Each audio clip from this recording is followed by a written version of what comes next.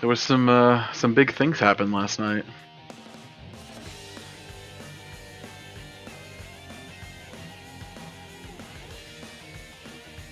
Oh, let me look. Nice. Man.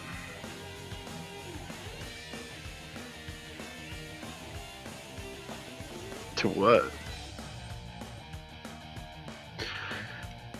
Yeah. So what did we end up, Jessica, changing the title fight to? The TV title? Actually went through with updating the card. Did you? Did not. Went through and I never got around to updating it to put the TV title on the line. Do you agree that just the Zoroastriani Freddy fight is the most expendable?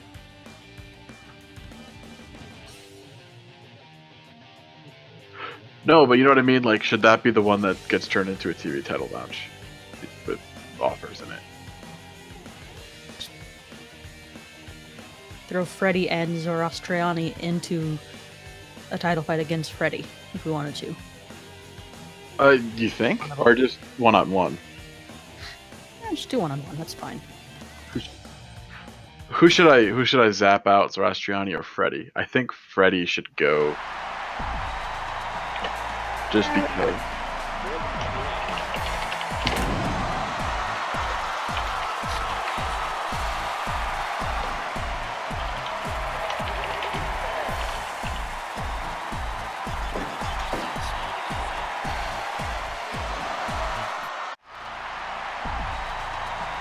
He's Hogan-esque because he actually is a Hogan. He's the son of Horace Hogan, who of course is Horace Hogan being the nephew of Hulk Hogan. So he's Horace Boulder, baby. Yeah. Fight! Fun Adam? Yeah, Fun Adams is, there's no good way to say it. He's a job guy, you know? He's been around, he likes to stand there and put his hands on his hips. Much like Wigwam Watanabe, but unlike Wigwam, he doesn't really, win.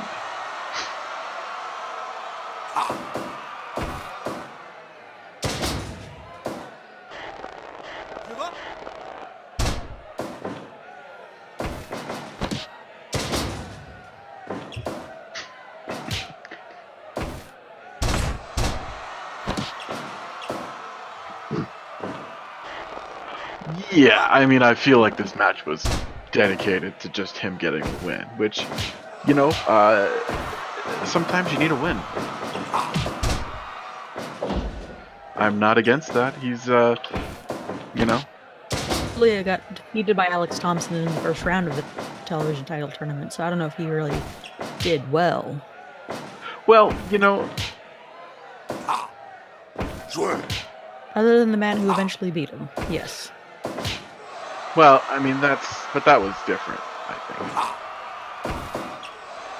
You know, because Offers proved himself that he is, I mean, he's the champion now. He did the impossible. Maybe Gary's just not suited to this style of fighting, considering he did win a gruesome fighting tournament about a month back. He is technically the gruesome fighting champion. He just a defense scheduled.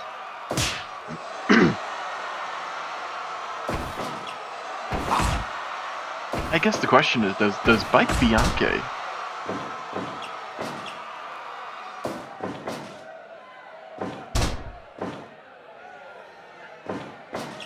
he probably doesn't. I mean, he's not really on the ball sometimes, and we know he's busy, but no.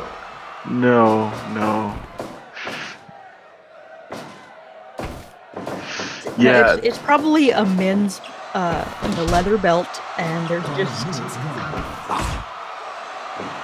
like he has a button that he pinned on the front of it, and it just says "Happy Birthday." It's the worst.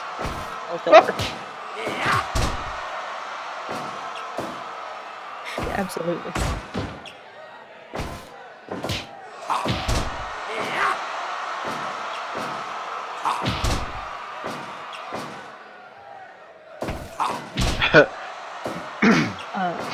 So in that tournament, Gary Bollea defeated Weather Walker, Freddie Fisher, and Karate Hendricks. Wow. That's a pretty. I'm not gonna say that's like a murderer's row, but that's pretty impressive.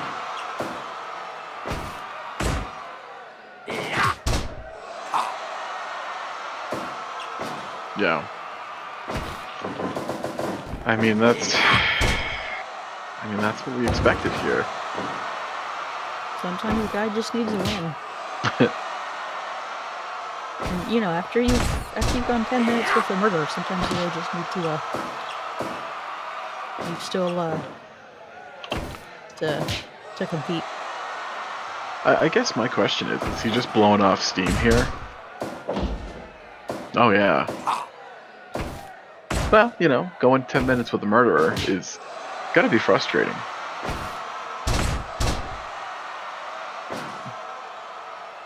You know, and you really gotta wonder here if Fun Adams, you know, he's doing a lot of flexing and stuff, and you know, you gotta wonder if maybe if he took this a little bit more seriously, he'd be getting wins occasionally. I mean, not all the time, but once in a while.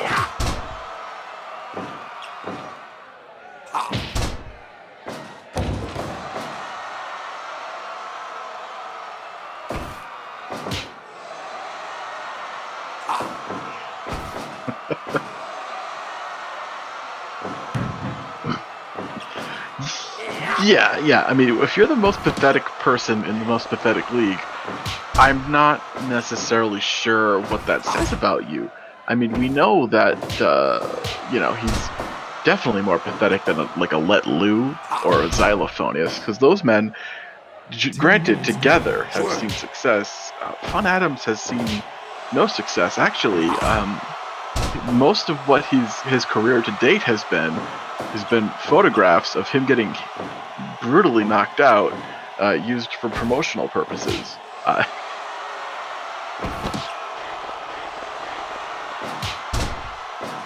Yeah, and it's you have to wonder if what, you know, like, this league is full of angry, pathetic men, and is this the most pathetic of them? And I think the answer is probably yes. I mean, he hasn't gone down yet, which I really, you know, it is honorable, but I feel like he's just not good at anything he does, and that includes doing the job for Gary Bollea.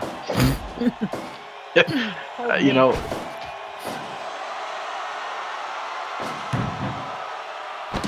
I mean, that's fine. You know, he should be. That's what this is here for. But Fun Adams is he's actually getting some occasional offense in. Gary is he's getting blown up here. You gotta wonder if that is something that runs in the family.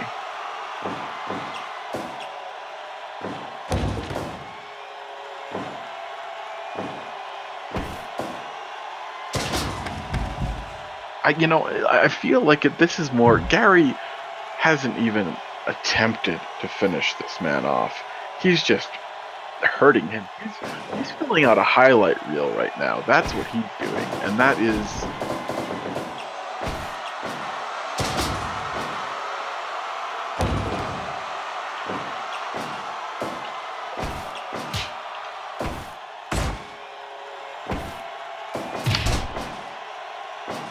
Spike doesn't even know this is happening, probably.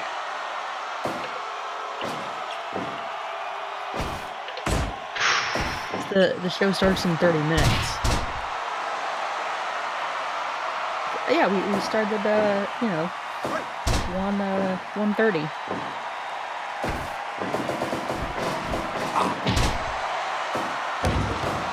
Bike's not aware that the matches have begun. He thinks the first match is at 1:30 a.m.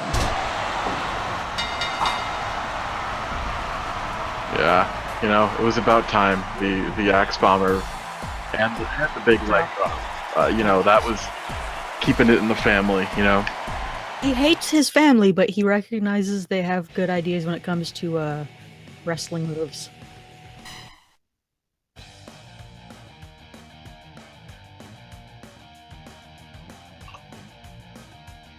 Yeah, I mean, you know, there's gonna be good and there's gonna be bad. It was, you know, it was a good highlight for Gary, although it went 15 minutes long. You have to wonder what he's thinking. Was he thinking?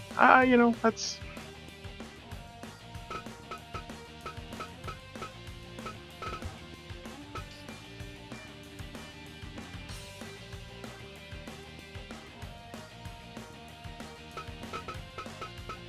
Well, people have a match against each other, and it's a good match, and it's really impressive. And you know, Robert and Ferrari had a very good match against each other in the world title tournament, and that maybe they could have success together. I mean, I feel like the pairing of Until Robert and both Ferrari is a logical one for two relatively young, fast competitors, and Pancho and Ricky is still a little bit of a. I understand that they're training partners, but you know, I'm not sure how that is going to gel for those two men because there is a difference in styles. Well, it's a difference in styles, but it goes much more than that. Pancho went years before to the same frat that Ricky is currently in Oh, as a freshman. So there's a bit of a connection. And they like to go out, party, get drunk, gloriously in the streets, attempt to sleep with men, women, you know, whatever wanders by. They're not too that's concerned. good for them, you know.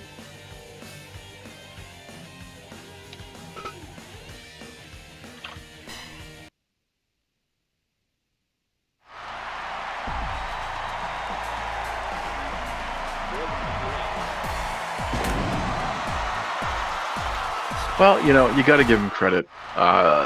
These guys, they found common ground, and they're working it.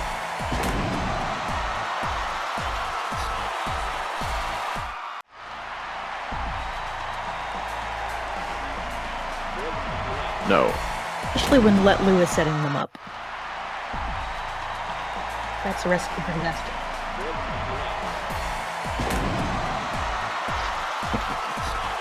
So fun. Wow. He's sick. He went to. He had to go to a lot of tattoo shops until he found one that would. He said just a big black dick with balls on his chest. It took him a while to find someone to. But he managed it, and he adores it. Maybe not as much as the. He adores the nice big cock on this person.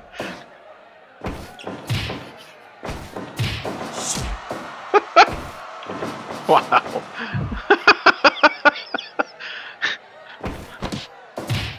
I'm not sure that I know how to reply to that, nor I'm not sure that what Ricky. I'm not sure what Ricky Robinson, whose shirt is literally tattooed onto his chest, is thinking right now.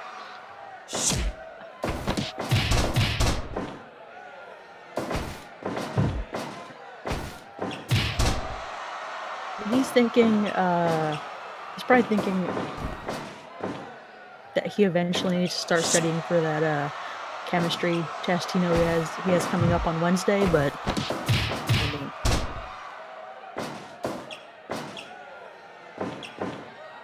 He was a freshman in college.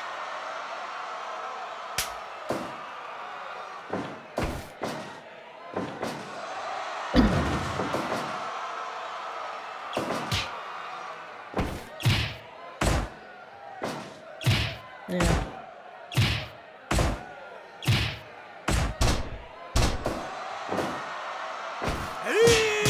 You know, I mean, tag team. I personally think that both Ferrari and Until Robert are going to be a credible team. I'm not. It still remains to be seen of what Ricky has previously held the aptly named Sharia law title in kickboxing. He's a man known for his super kicks, and you have to wonder if he's going to want to start spamming them in this match, and if that's going to come into play. It's one of those things to where he starts hitting super kicks and it lights out. 5 minutes gone.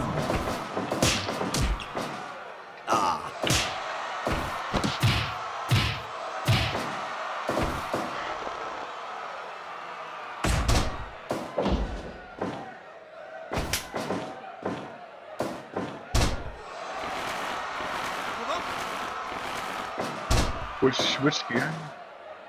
I mean, there was a lot of notable ECW fans. As long, wow, is he even the bad Actual- ones like Green Lantern fan? Because that would be an embarrassment. No. Dear God.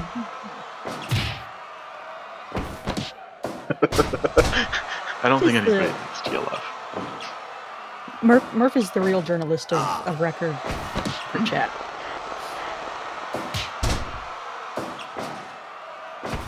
The man who spends most of the time, quote unquote, watching matches while pooping due to severe lactose intolerance. Yeah. He can't be trusted.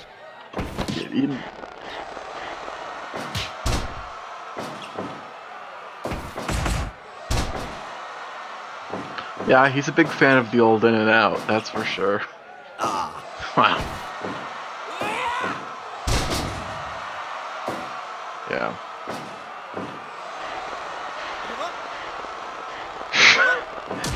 Wow. The dirt sheets.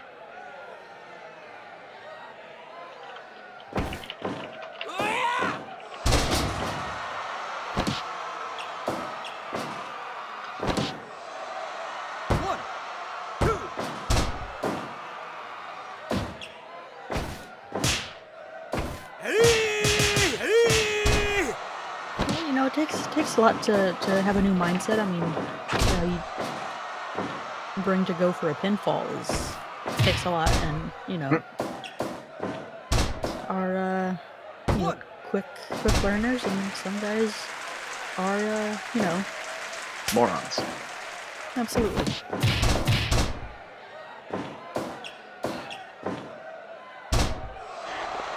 Wow.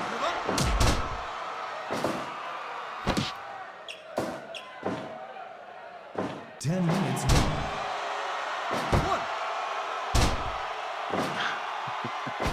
Wow. That is. Wow.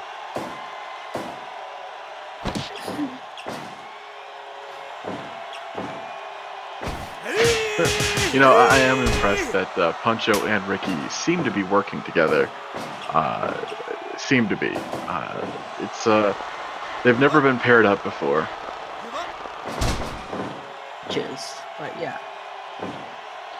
Oh.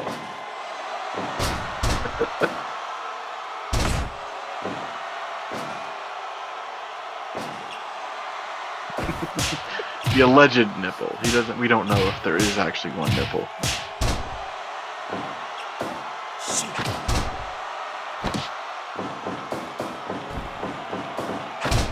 I'm not sure I've ever seen his. He had 7 nipples, and one of those was bitten off. Yeah.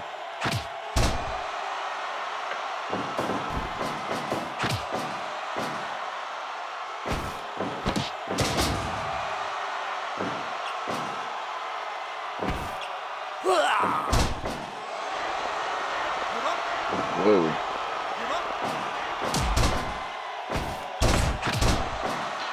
I mean, that right there is it's a complicated hold. It's the scissor dragon sleeper. It's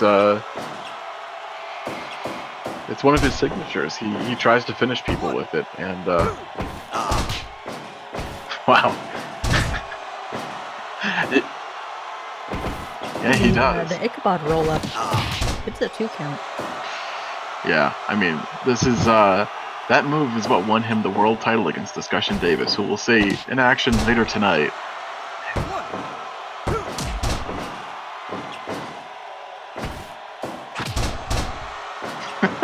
You know, I mean, that is his Miami dance. He really he wants people to know that he's all about Miami. What will happen if he finally goes to Miami? Nobody knows. Tires?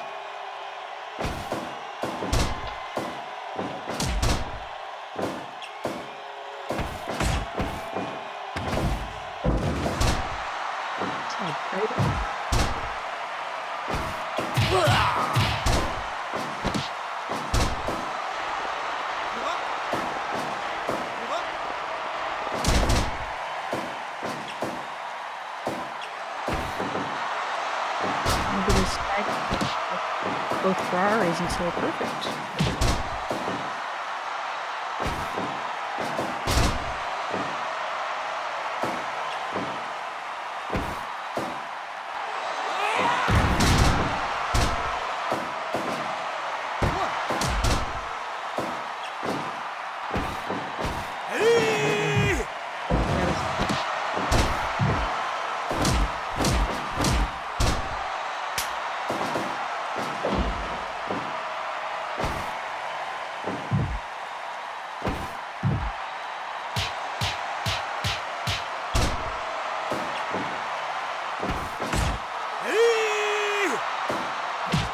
I mean, he's probably the strongest of the four men. He's clearly the slowest in both regards. A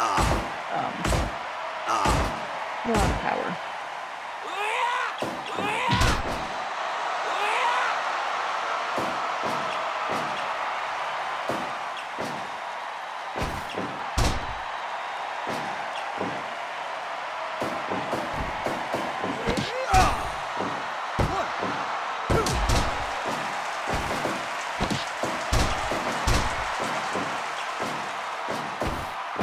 Big standing Hurricane Rana. On his own.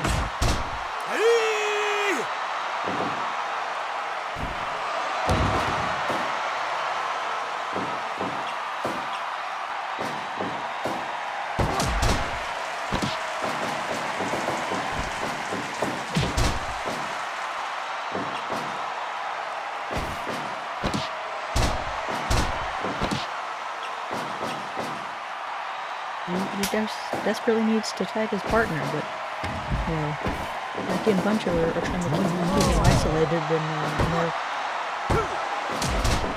that's what the tag team wrestling's all about.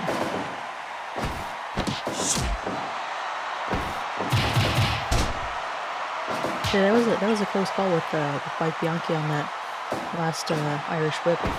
He barely avoided. Pardon me. Yeah, he barely avoided a big collision.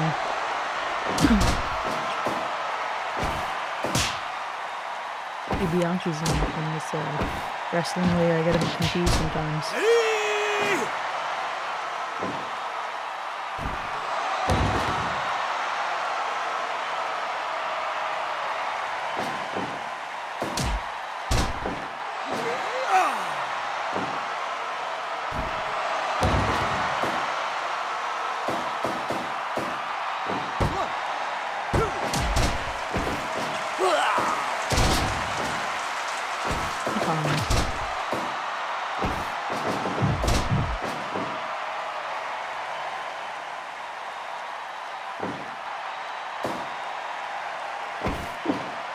Oh wow, that's the opposite of ring awareness.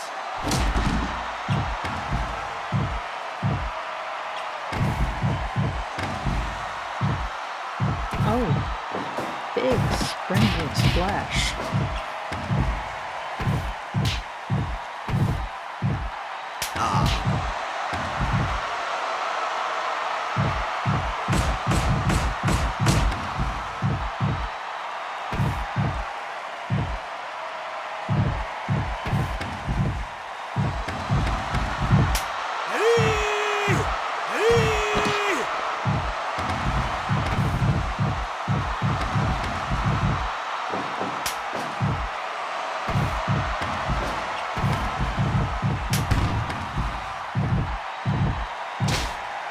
if you don't let the competitors know what the rules are, you can't enforce them. So.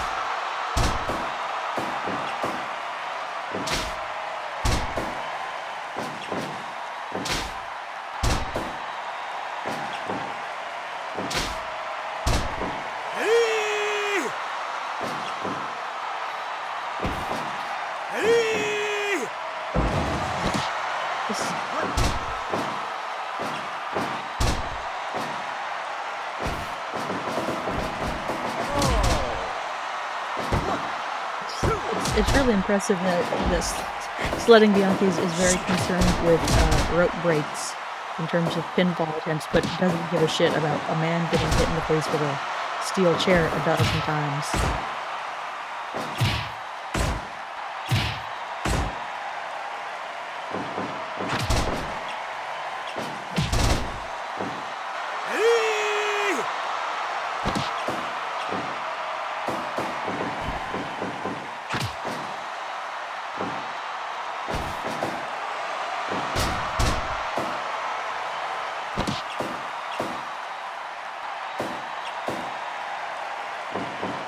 I think both teams are very close to a win. It's just who's going to get that big move first. I mean, I think all four men are dead tired. It's not going to be long before someone just can't continue.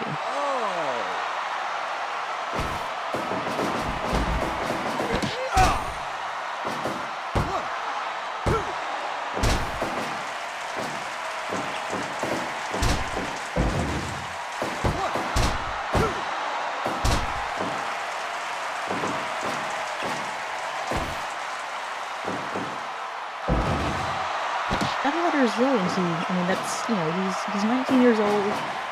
He's full of Ritalin and Mike's Hard Lemonade. Probably in this state. Not even coming in to help his partner, his frat brother.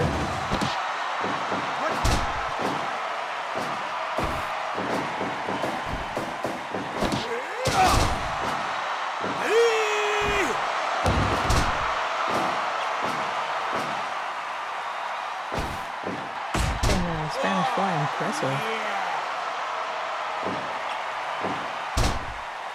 Well, he's trying to add some psychological warfare, and if he can get his opponent cornered up in any way, he feels he has an advantage.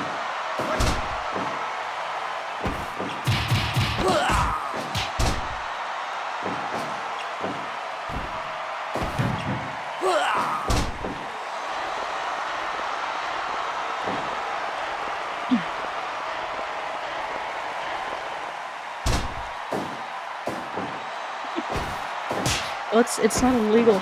It's nothing.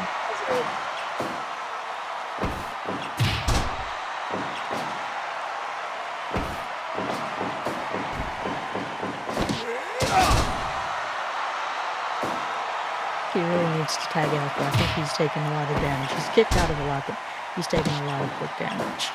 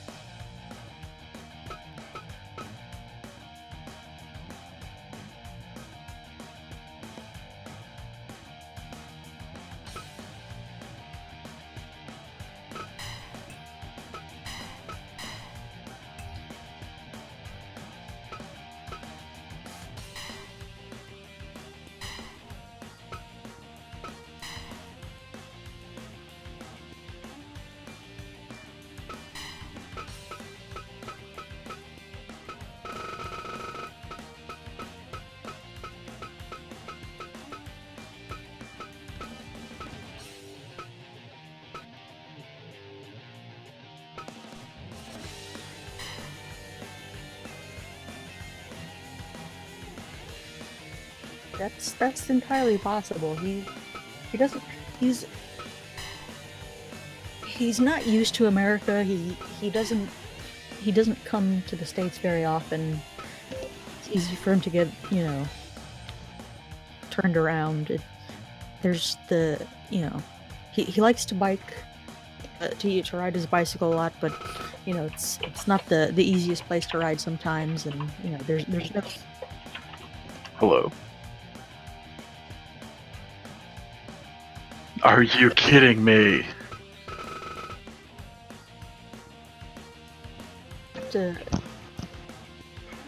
Who's available even.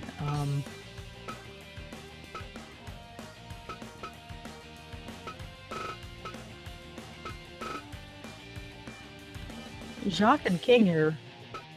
I mean, I wouldn't mind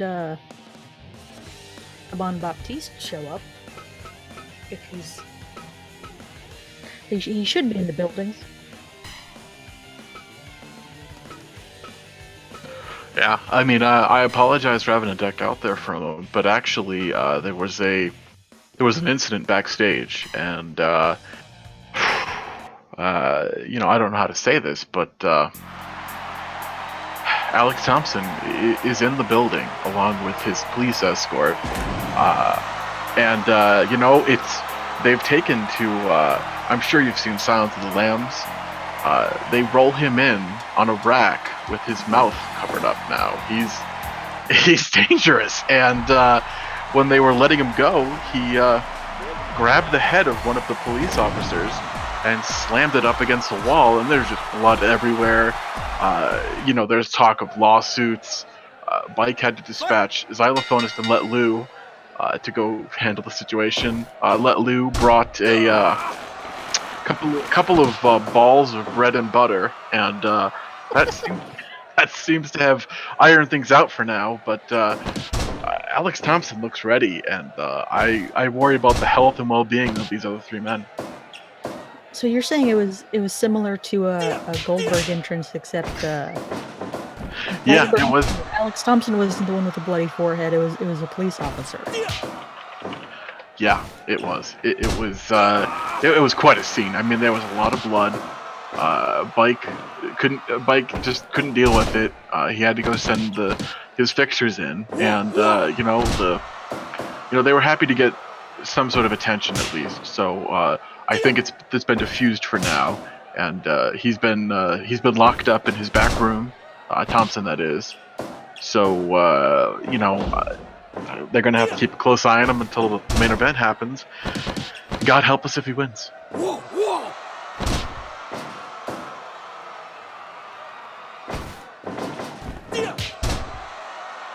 Yeah.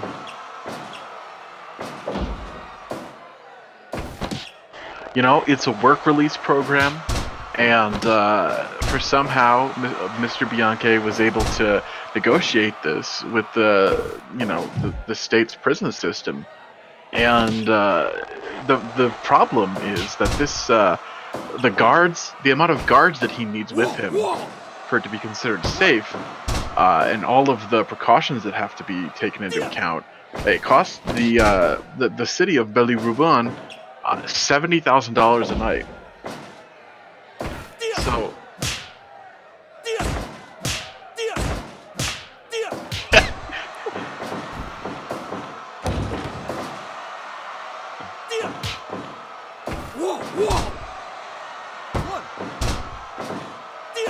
No.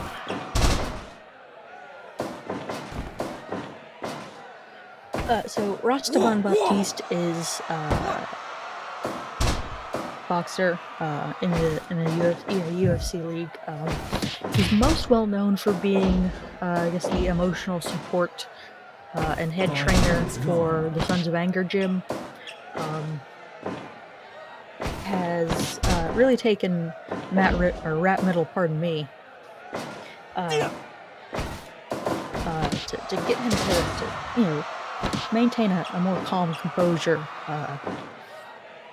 And he's a bit of a crafty veteran. He's always looking for, and he's told me in the wrestling ring he's going to be looking for the quickest win possible. So you're going to be seeing a lot of, roll-ups and inside cradles to just get the match over as quick as possible. Kind of fastest. I mean, he's going to throw, punches and kicks and slams, but, if he can squeak out a quick win, he's going to take it. Yeah, he's the spiritual center of the Sons of Anger, I guess you could say. Would you, I kind of wonder, does Rat Middle, well,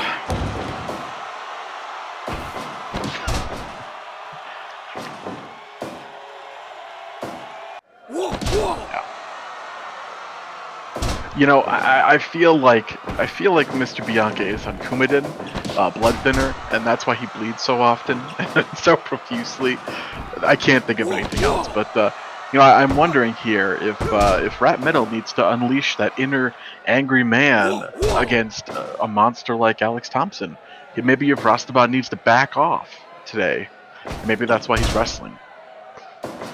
He's, Rastaban is he hasn't shown up as a second to Rat's matches really all that much. And I think Rat's done well because of it. Because a lot of times, if Rastaban's in the corner in a kickboxing bout, Rat has to try and remind himself to be calm and composed and not go all out, which sometimes works to his advantage, and a lot of times it is not what you want in a fight. Yeah, I mean that makes a lot of sense. Of course, on the flip side, you get instances. I certainly remember the night when Rat Middle savagely xylophonist and sledding Bianchi in one night and landed numerous unnecessary follow-up shots on the ground after both men were clearly knocked out. Yeah, I mean he was very much one could say angry with the Bianchi family, and I guess you can see Rastaban's influence in that he has been a bit more calm of late, a bit more centered. Yeah, and Rastaban really chalked that up to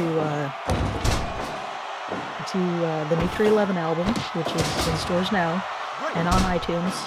Is there actually a new 311 album? I believe one came out in the year of our Lord 2017. That is insanity, and that is something that Rastaban would know, I guess. He is a big 311 fan. The main reason he's not in Rat's corner every night is he's usually trying to follow the band on tour. I was going to say you can't blame him. I probably could blame him. I'm not sure that's how I would spend my time, but, that's what he wants. That's what, Yeah,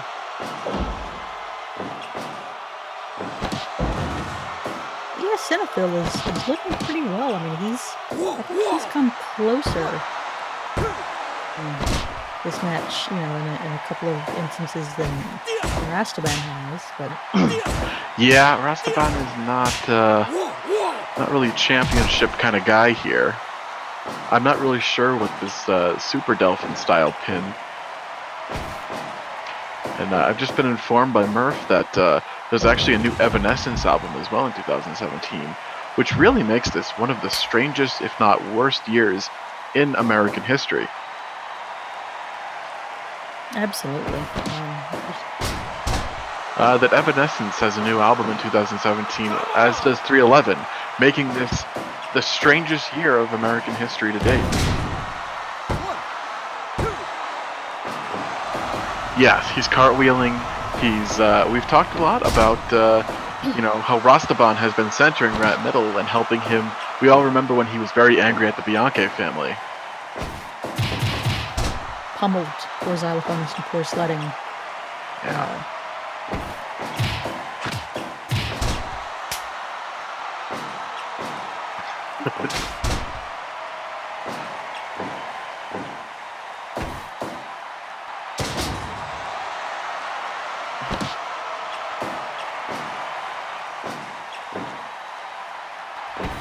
Wow. Xenophil going hardcore here, and I think maybe he's making a statement that he wants to be booked in a little bit more hardcore matches.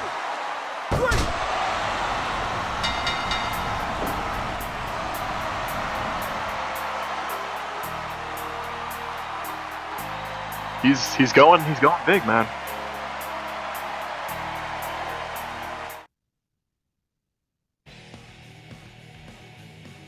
He's certainly, you know, managerial quality, but, you know, he's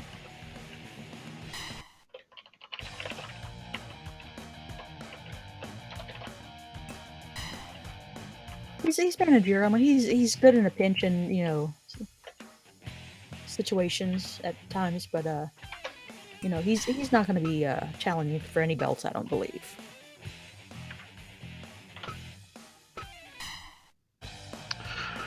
I mean, there is a chance he could. You know, I mean, part of the issue, I guess, tonight is that we have a big hardcore title bout between the the unintentional champion Xylophonus Bianche and the challenger Wigwam Watanabe, and Wigwam is a beast of a man. I'm not sure.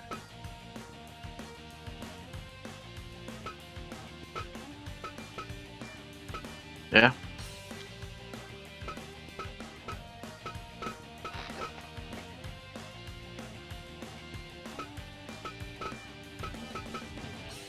Yeah, I mean, it's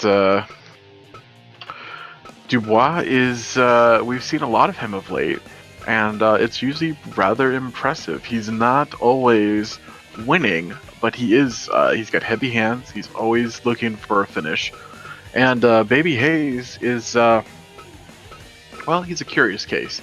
He's an adult who wears diapers and believes that he's a baby, and you know, there's been questions about his parental lineage because his mother works at a station casino in Las Vegas, and there's no father's name on his birth certificate. There have been questions, there has been rumors that his mother may have had a fling with Lorenzo Fertitta. So I'm not saying that that's his father, but you know, it seems like Baby Hayes did have some money to help with this startup operation, and it's not clear that he actually works because he's an adult baby, so his money has to be coming from somewhere, doesn't it? Well, I mean, that's certainly a possibility, but we've seen with UFC heavyweight fighter Junior Albini that you can be an adult baby and still be a professional fighter.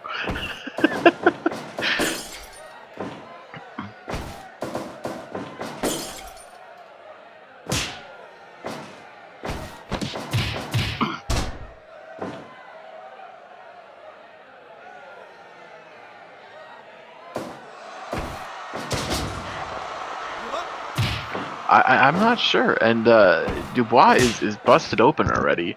He's taken multiple trips into the glass tubes, and you have to wonder what these men who have nothing against each other, what is prompting them to get into such a grievous conflict.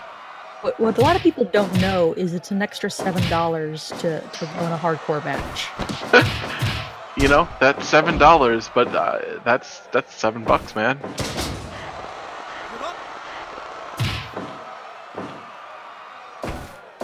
I mean, that's a foot long from Subway plus an extra $2.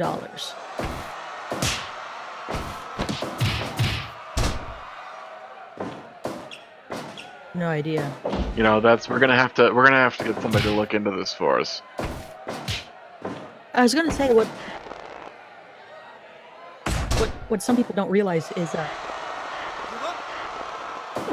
what people don't realize is before any hardcore match, Xylophonist and Let Lou as the cleanup crew, in addition to being the fixers, they come out just a massive amount of plastic wrap, you know, saran wrap on the mat, so that any glass shards, any blood, everything can just be kind of scooped up after the match is over, and we have a pristine canvas for the next bout. Took them a couple of nights to figure that out. Yeah.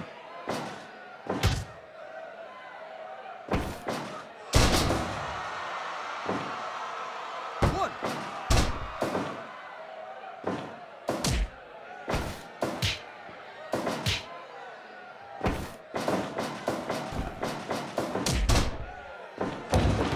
Yeah, he retired from kickboxing a 5 number minutes of months gone. ago.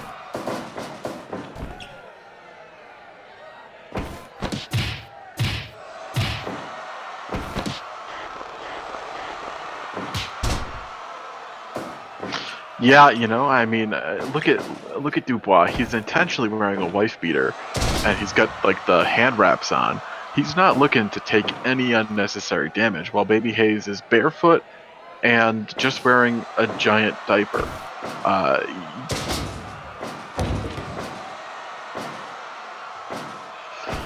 all that broken glass.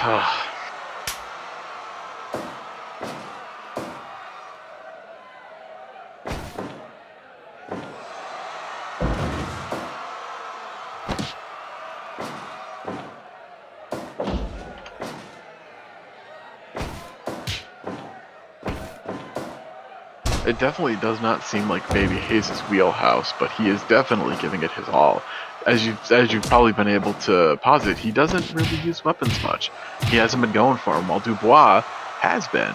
Dubois is not afraid to get dirty here, while Baby Hayes is, I'm not sure what he's thinking, actually.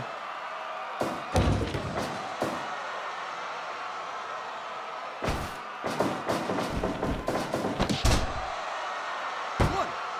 Two.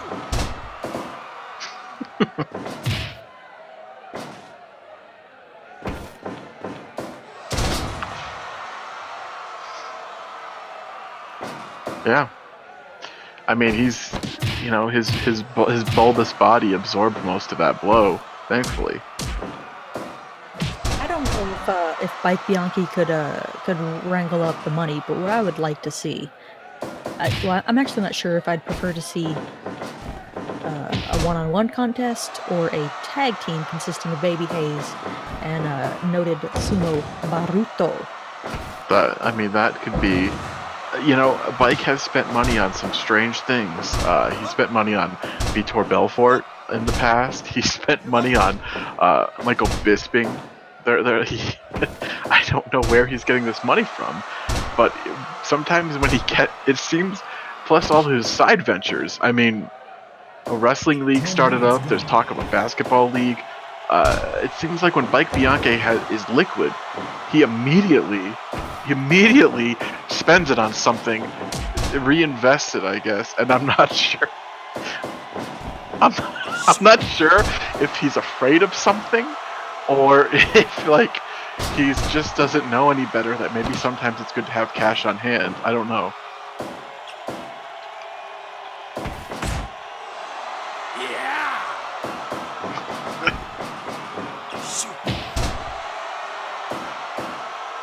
Right, like the part of the payment to Michael Bisping was running his social media, which has been way more complicated than he ever thought.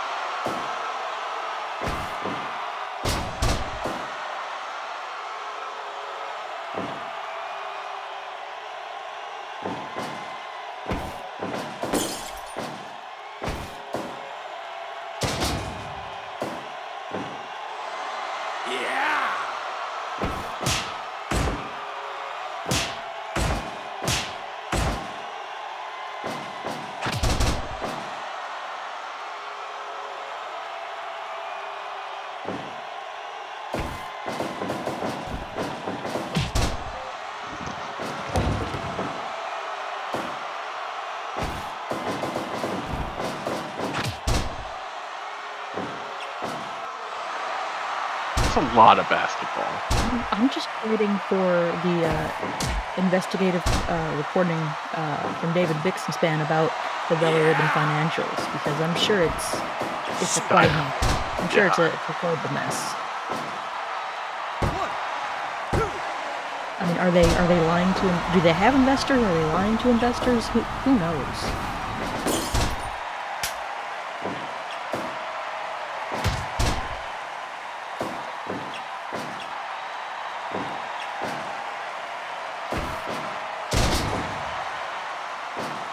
No, it's just been wow. Babyface. I mean, Babyface finally popped his cherry with that bat. Whoa.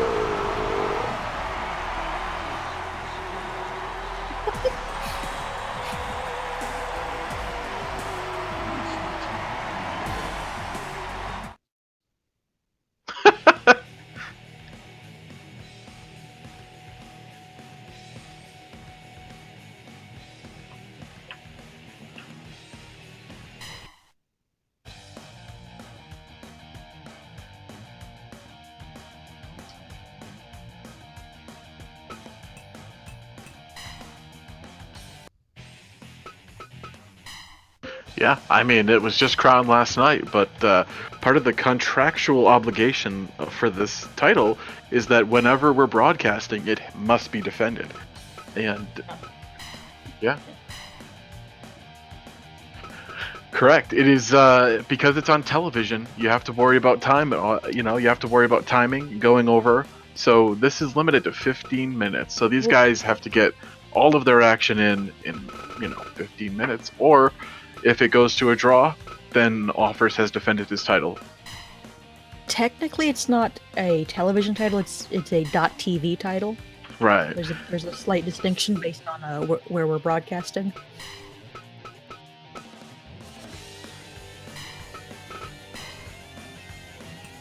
It's a draw, and then the champion retains. Correct.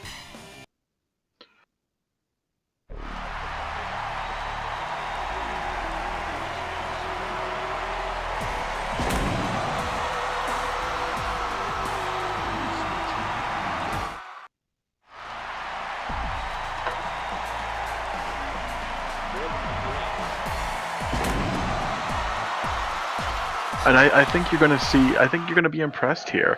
And he's going up against Zarastriani, who a male model with a tiny mouth who hides it with his beard, and he doesn't like it when we tell people that, but that's fine. And he comes out wearing his very expensive tidy whities. This man has balls. Yes!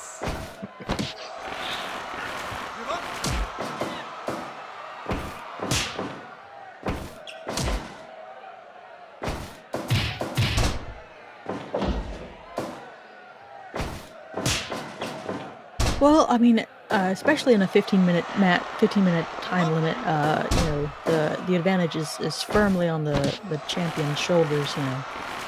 He has to be pinned or submitted in that time frame to lose the title and walk out of the arena tonight still with the belt, even if he doesn't win. He could get disqualified, get counted out. So I would definitely give Offers the advantage here to maintain his status as the .tv champion. He is he's a guy who has gone 25 minutes in the kickboxing world many times now, and I feel like that is probably his biggest advantage. While Zarastriani has had whiffs of championships, but never got into the deep waters like that. Really, he's a kill or be killed kind of guy, and he's going up against a guy who knows how to grind.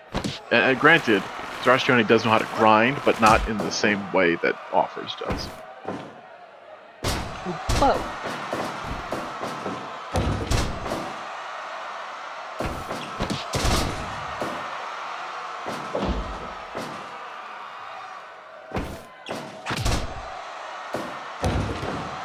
Have to consider though the benefits of just being an extremely handsome man in the world of sports. I mean, Finn Balor had a Armani sponsorship in Japan.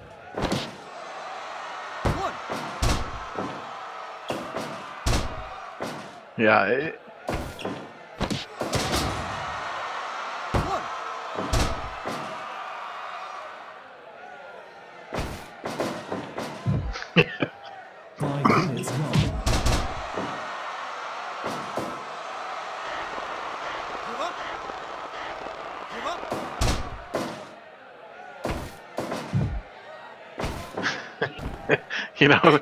And he has only to eats have oyster crackers. Yes. Reasons.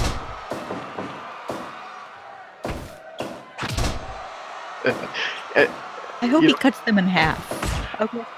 Part of the problem is that he's forced to have this little goatee, and it's not necessarily in vogue right now to have a little goatee. So he really, he goes to get work, and they say, "Well, lose the beard." And he's so for a man who's been for a man who's been practically naked for most of his career, he's very self-conscious and refuses to do it. Yeah.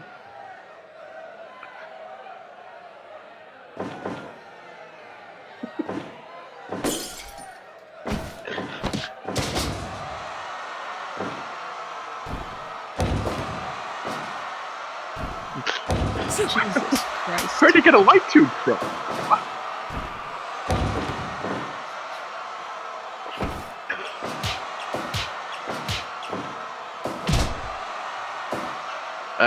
And then the multiple stomps and then the ass slap. My God, he's just going. There's a lot of sass. Yeah. I like that Offers comes right back with those back fists, and then he goes up top for on his own because he doesn't want to. He's not putting up with this little mouth cretin. I have to. Go ahead.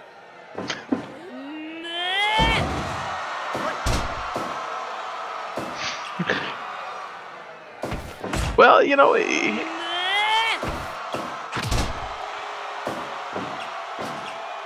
what the hell? His moves are very. This is a family show, and everything he does is just oozing with sexuality. And I think that's why. I think he needs to rein it in a bit. Every move that he does involves his crotch being thrust in the air, or he's slapping his ass. This is it's a family show. That 10 minutes gone.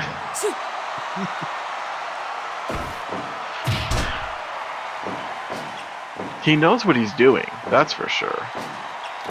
I'm just curious. Has he ever looked into, some type of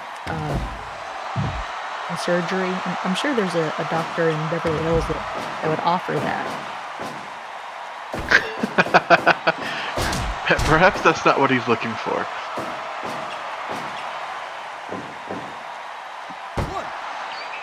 That's a big boot on a little mouth.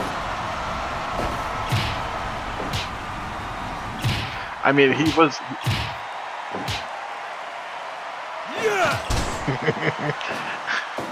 Children understand his pain, at least. And when he wins, they're gonna shower the ring with oyster crackers. In Mexico, they throw money into the ring after a great match. In Belly Ribbon, Iowa, they throw oyster crackers to honor their god. There's a man standing up who's defending Zarastiani, yelling, "There's dozens of us." I guess he means little mouths. I don't really know. I can't get a clear read on this man.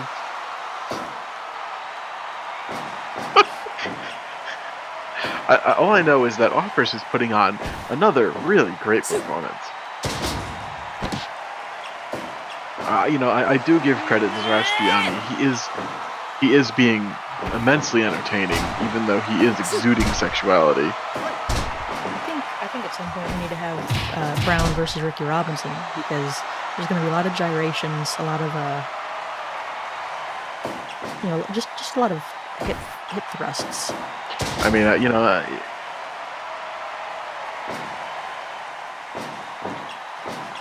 more minute.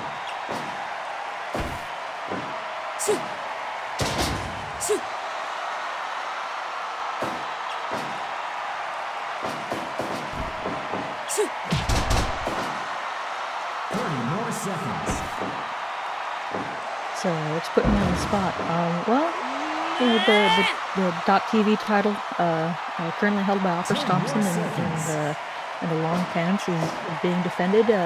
Looks like the time's about to run out because Zarastiani is deciding to dance instead of go to the cover because he's a dum-dum.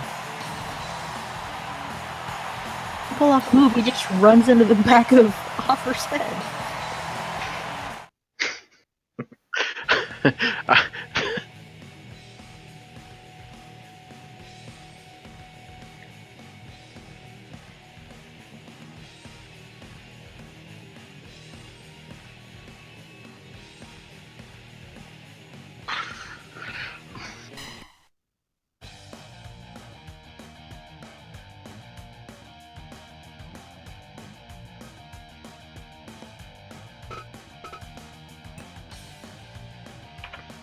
The Missouris are from the Missouri Fight Camp.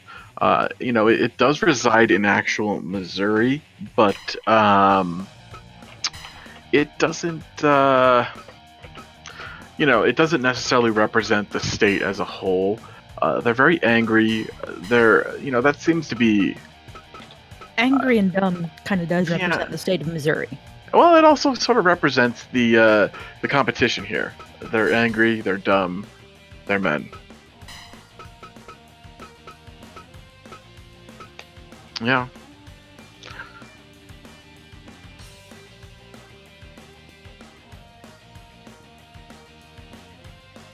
Yeah. They're more about getting real.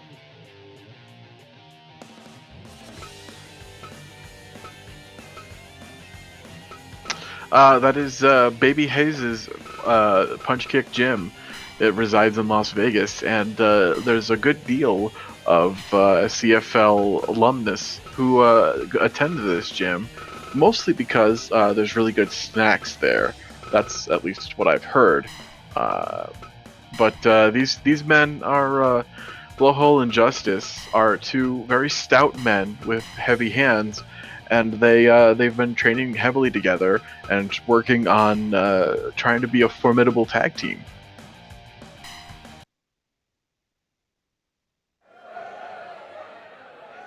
Fight!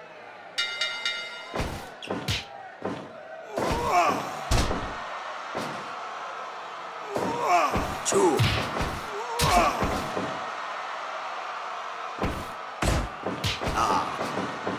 Two.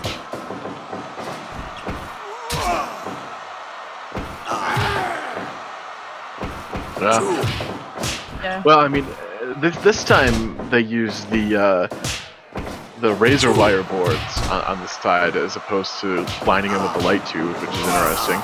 I think that's a good choice here because that's, the light tubes are dangerous, but that razor wire board can really do some damage. I believe it's Blowhole already. Yeah, blowhole. As we're saying that, got thrust into one of those boards, and he is gushing blood.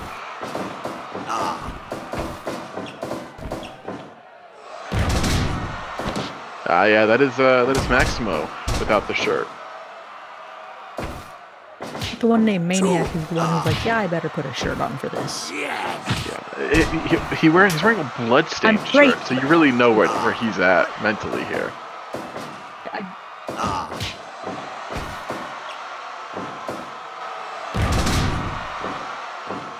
Yeah, I mean.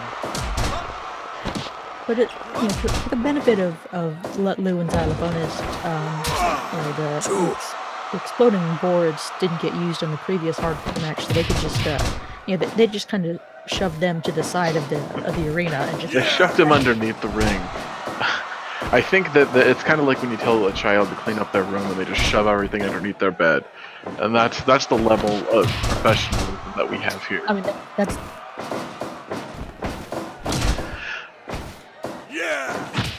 Yeah. I mean, I was surprised that Mr. Bianchi didn't penalize him.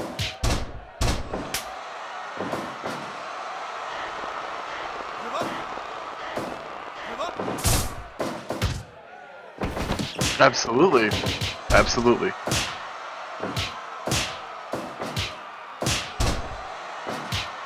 No, that was. I mean, it reminds me of the days where Ric Flair was a traveling champion and would go to 60-minute draws, and that would be a successful defense. He'd move on to the next challenger. It's a pro wrestling tradition. A draw is, a successful defense. You have to beat the champion, and Zarastriani did not beat the champion.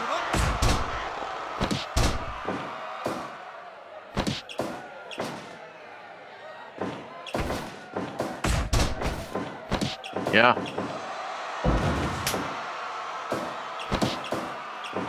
Well, the .TV title is an important title.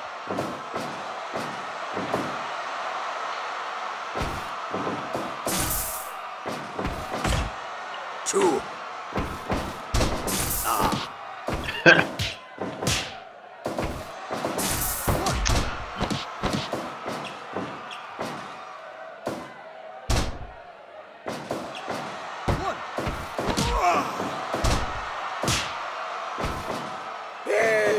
that's a strong possibility.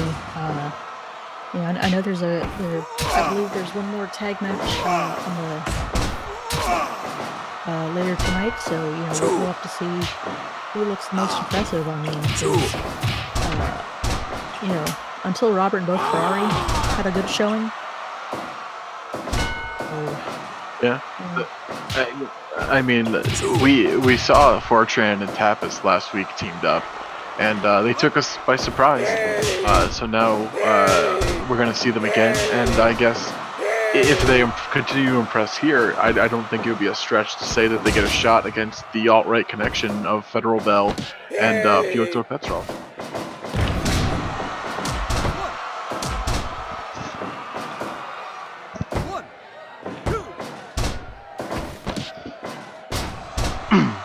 This match is really raw power against brutality.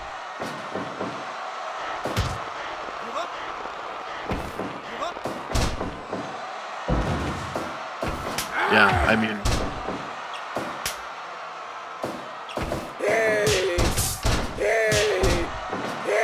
I think in a match like this, it's very difficult to even discern who's winning. I mean, there's just it's back and forth, and there's weapons everywhere. People are bloody. Blowhole just got hit with a barbed wire bat multiple times. I mean, one of those shots would finish a lesser man, but he is, this is a man who defeated Discussion Davis in his prime in boxing many times.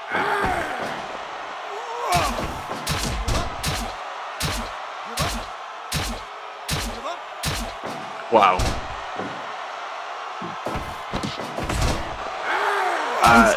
It's Mr. Bianchi has been giving strict orders that anything goes, and Mr. Bianchi is simply asking if they would like to submit due to being stabbed in the head with a large fork.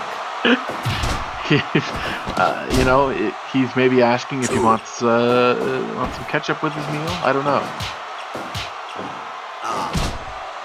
Although Mr. Bianchi is a very distinguished gentleman, he probably was offering great coupon.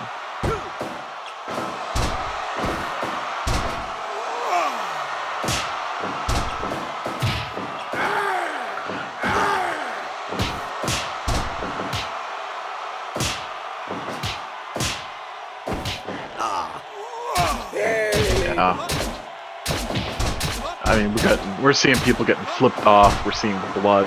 We've seen forks in heads, baseball bats to the head. These guys are. No one's they're not being yet. protected.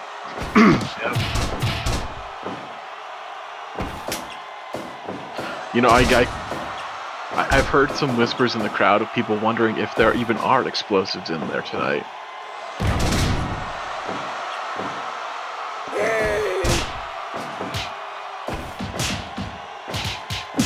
That very well could be. Interesting that Mr. Bianchi calls a rope break in a match like this. He's really, he's got his own personal interpretation of the rules.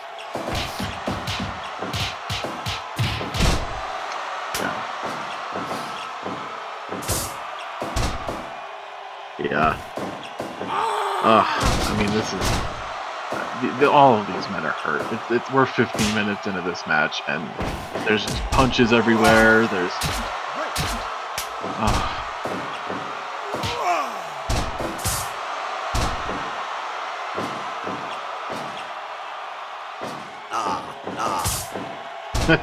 Blowhole was clearly in the ropes, which is not allowed.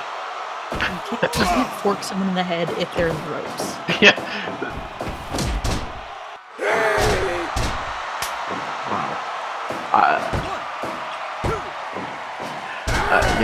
Oh god, this is. I appreciate that Blowhole is still looking for the big lariat. He's while his partner Justice is looking for the shoulder breaker. I like that the Missouris don't care about breaking up pinfalls at times because they're just here to hurt people.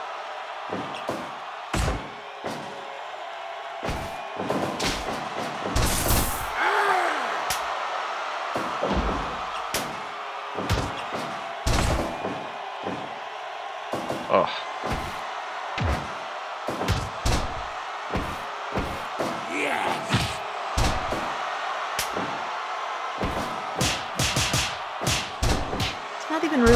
It's not even technically a bump, I don't believe. It's just It's just a man getting hit in the face, cracked over the noggin. it's just aggravated battery, maybe attempted murder. Assault with a deadly weapon. Yeah.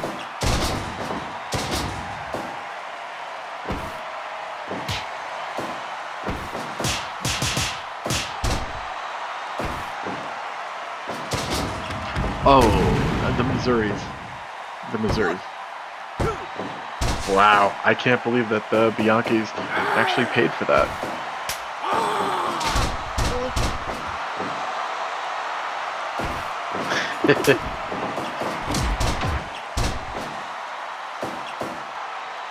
I mean, it was smart of Justice to go for the pin on Maximo while Maniac was out of the ring, but then Maniac comes in and he's just chair, middle finger. He's, he's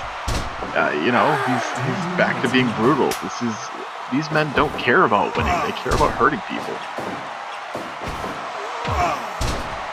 I think it could, but then again, it cost him. It cost him last week. It cost him last week.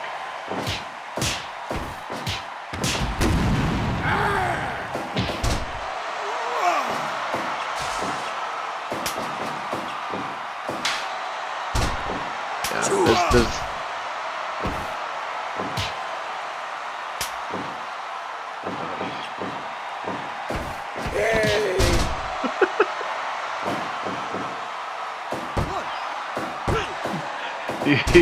he's on Coumadin, so his blood is just so boring.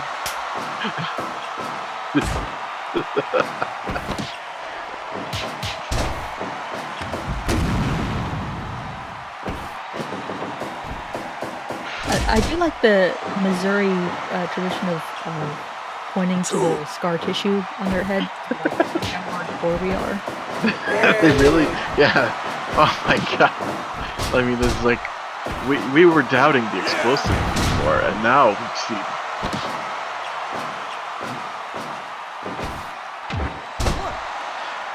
I mean, we're seeing these guys, the Justice and Blowhole going for big moves here, but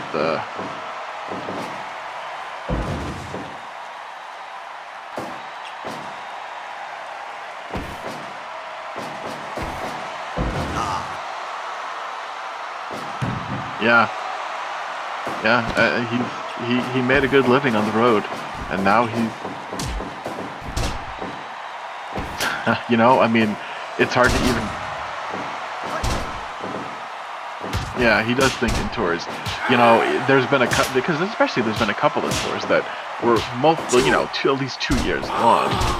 He's been touring with them since 1989, and he just recently retired to become a fighter. So, he hasn't really been bragging too much about it, but one would have to think at least 20-something tours. He's been on the road. He's a road dog, as they say.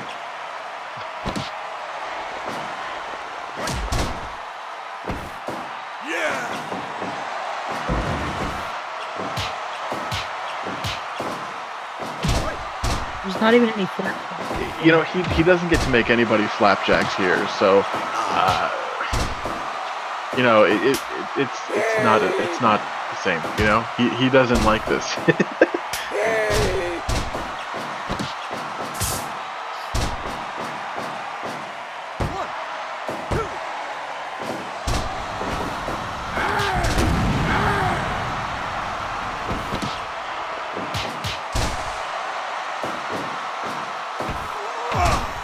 Oof.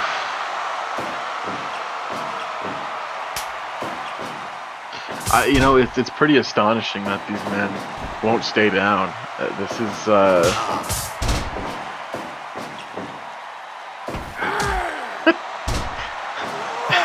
just more I think any of the paperwork. 4 men are smart enough to put together a lawsuit. Yeah, that's true.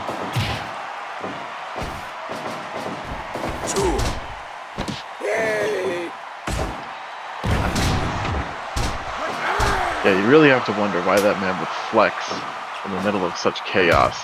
I feel like he doesn't want to win. He just wants to hurt.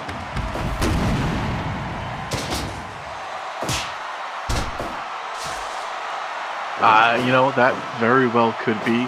If Mr. Bianchi would just stop the rope breaks, these men might be spared some damage. I mean, these people are getting hurt. Oh, wow.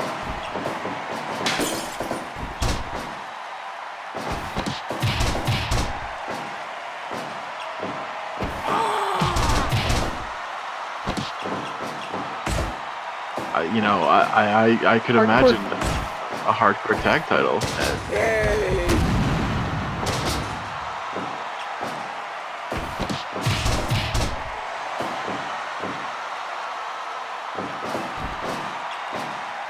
Yeah, I mean, you know, whoever wins this deserves something. 30 minutes gone.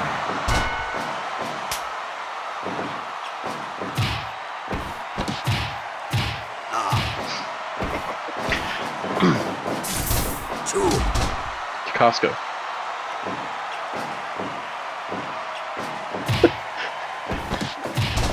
I mean, I've got 8x10 of Public Enemy, Johnny Rocka Rock. And I think that's the appropriate thing to give these hardcore legends right here. It's autographed. Could it be? It's not in a frame though. Could it perhaps be pasted onto a leather belt from Costco? What it's gonna be is it's gonna be carefully cut in half. So one tag partner gets Rocco Rock, and the other tag partner gets Johnny Grunge, and it's gonna be like a best friends necklace. I can see either of these teams really cherishing that.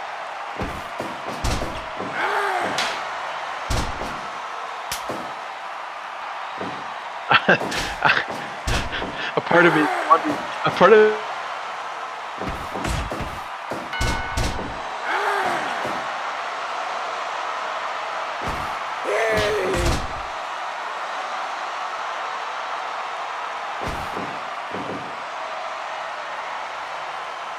If they could. They, oh god, we got nut shots happening 33 minutes into the match.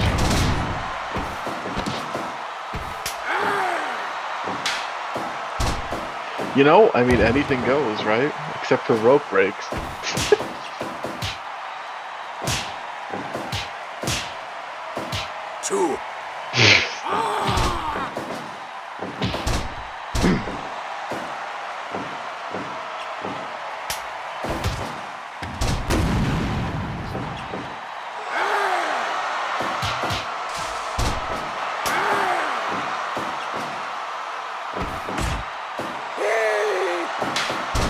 You know, at this point, I wonder if somebody has to get knocked out.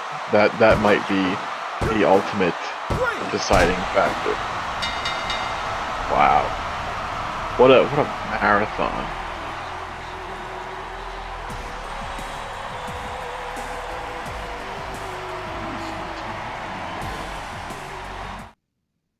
You know, they just don't have the ring awareness to help each other out.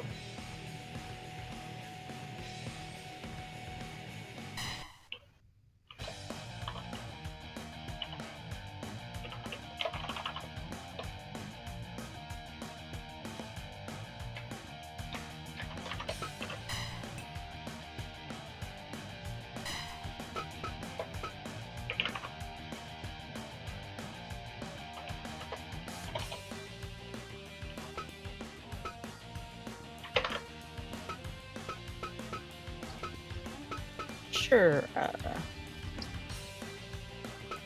Chai is a devastating Muay Thai expert who, in kickboxing, totally retired Kaizen Ishikawa with a horrific elbow off of a caught kick. Is a 45-year-old vegan who's got incredibly fast hands, a love for various green juices, a solid run as a banger champion, and is a violent small man who loves nothing more than to drop people on their heads or hit them with a spinning wheel kick to the back of the head and potentially cause lifelong brain injuries. Wow. Serious question there of like, if that's ethical.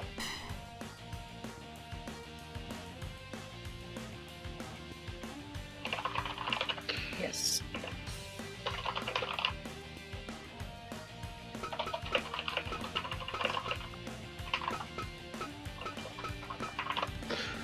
You know, I mean, this is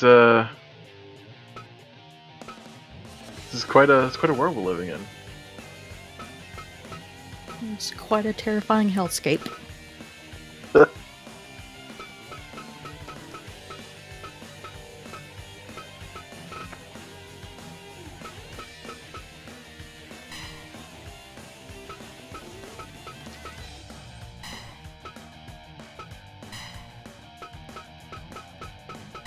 Huh. Jason, I believe I've been informed that your audio is not coming through on your stream. Oh. From your microphone. Fight! Yeah! Yes.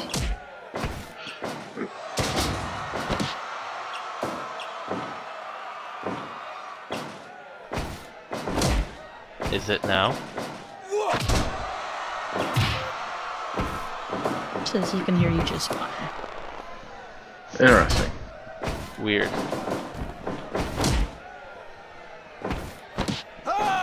I'm not hearing it. Okay, I just heard it. I don't know. That was weird. It could have been because I switched scenes. Oh, that makes sense. Okay. Yeah. Thank you for everyone telling me that. I hope I haven't been... It's muted. just for the when you have up the. Yeah, I figured it out. I see what I did. So this is actually a pretty interesting triple threat match, and it's kind of mean moving up. Yeah! I didn't see Goatstar before. That was Oh, really Smurf doesn't hear me now? What is happening? I believe you're coming through now. Yeah, I'm coming through now. I'm really worried. Have you guys not heard me the whole time? Oh my god. So this is an interesting fight because I really like Chu Chai. He's a Muay Thai practitioner in this incredible in a pro wrestling setting, and he's just devastating with those knees. Yeah, most of these guys have adjusted their styles to professional wrestling, and Chu Chai is just knees and elbows still, and you know, he's not. I don't know. It's interesting. He's not here to make friends. He's here to knee people in the head. Absolutely. And Meet Me, I don't really know much about him, Jessica. Wow. This is some fast-paced action. I mean, we saw a top rope, like we saw a Doomsday Device Shining Wizard, followed by the sliding elbow from Meet Me, and that was crazy. For the new people in the chat, here's our card for the evening. And then the major issue right now is later on tonight, a murderer may get a #1 title shot. That's still the &1 issue right now. Right now we're shaking out the lower levels. We're figuring stuff out. I just saw a Burning Hammer at 4.5 minutes into this match. The Meat Mean is looking to kill somebody here. Meat Man is really taken to you know, the mid 2000s indie scene. He really you know, he Come was out by the in- trash bag pants. Yeah. The shiny trash bag pants. He's you know, he's really into like old CZW or like whatever else was like what was it? CZW. Rev Pro in California. You know, he's really into that kind of stuff. Cool that Mike Quackenbush has 57 Quackendriver variants. Meat Mean has probably quite a few variants of his own moves here.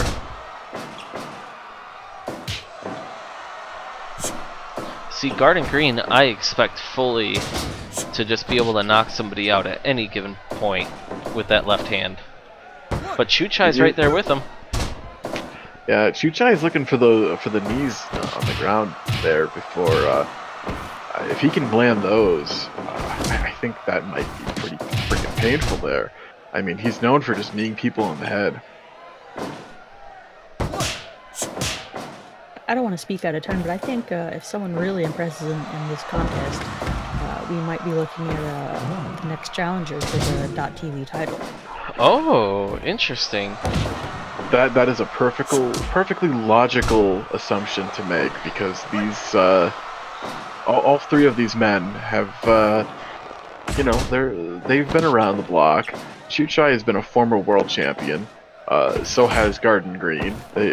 Garden Green has been a Sharia law champion. He's been a banger champion. He's you know, that has yet to translate to pro wrestling yet, but we're still only a couple shows into this run. Wow. I don't even know what that move was.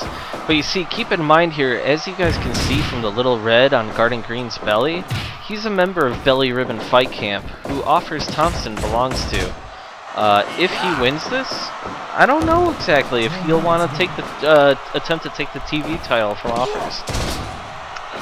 Yeah, I mean, it's well, the Belly Ribbon guys don't usually fight each other, but one has to wonder if when the stakes are this high, is it worth? Is the TV that title sort of stakes loyalty? really that high? Is that the .TV title? I'm sorry. Well, we You have know, to, that's up to the individual. is the hardcore title the stakes that high for Wigwam to challenge against Xylophonist? Yeah, I think the hardcore title absolutely is, because Wigwam, keep in mind, he can hold on to that title if he wanted to, and Wigwam just wants glory in general. If he just wants to show off that he's tough, and we're going to see that later, ladies and gentlemen, as the hardcore titles being put on the line in a few minutes here. But yeah, Wigwam absolutely, he cares about that. What makes you think he doesn't? I just thought that maybe the relationship at, you know, inside of Belly Ribbon. Whoa! Wigwam is not, holy shit! Wigwam is not part of Belly Ribbon, and Garden Green, that's not even an issue anyway. He's knocked out. We're Chuchai and Mean now. I like that Meat Mean went for the same move, Chuchai, but Chuchai, you know, he was prepared for it, able to take that bump a little bit cleaner than Garden Green. Garden Green is still, he's unconscious, people. He is in the ring. Garden Green is doing the over himself. Garden Green, they just landed on his arm. Garden Green is kind of getting hurt here. He can get anybody injured. Look at Garden Green. It looks like he landed right on the top of his head. His head looks like it might have flattened out because of that blow. Oh, Mean. Chuchai has never taken anything like this before. I am very concerned about Garden Green right now. The camera hasn't shown it. There's doctors working on him right now, just off camera. They're ducking down. They're ducking down below the mat. They don't want to be seen. They don't want to be seen. Now they're working on him again. I can't believe that we saw that many top rope moves in a row. I like it. I like it. Spot fest, baby. The doctors are... Garden Green is not okay right now. They're performing mouth to mouth, just off camera right now. Garden Green is very much hurt. Oh, the doctors are going underneath the mat now. They're not being paid enough for their image rights to be used on now they're now checking just off camera. They're checking like they're reaching over. Oh, Meat Mean as Garden Green might be dying now in the corner. Jesus Christ. Meet He me. botched a power bomb on him, and that was. I'm not sure we've ever seen anybody that ridiculous as Meet Me. 99% David Bixenspan loved it. Murph, I want to see some stars, baby.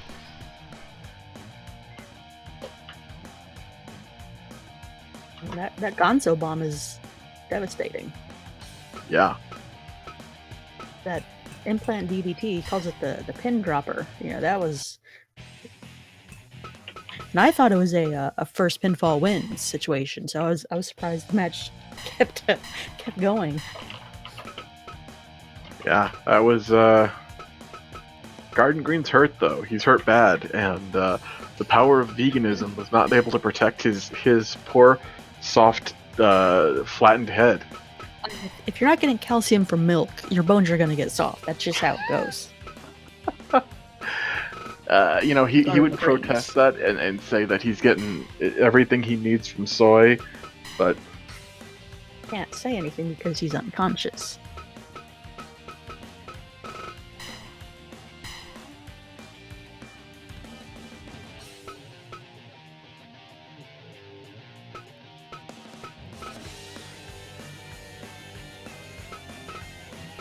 yeah, I mean, I don't even know how to explain. We just need to kind of go through the history of the hardcore title, which was won by Zoning Zhang in a tournament, beating Discussion Davis. The first Belly Ribbon versus Belly Ribbon matchup. Then there was another hardcore tournament won by noted murderer Alex Thompson for a #1 contendership opportunity. Horrified at what this meant, immediately sent his fixers, Let Lou and Xylophonist, who earlier in that night had proven themselves by dispatching Rat Middle. Pardon me. Fight! The two of them defeated Alex Thompson, and Bike awarded both men the #1 contendership, and they took on Zoning Zhang. And they easily defeated Zoning Zhang.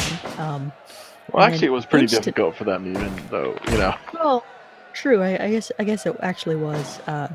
Then, realizing that he couldn't have co-champions, Bike demanded Xylophonus and Let Lou challenge each other for sole possession of the title, which Let Lou lost.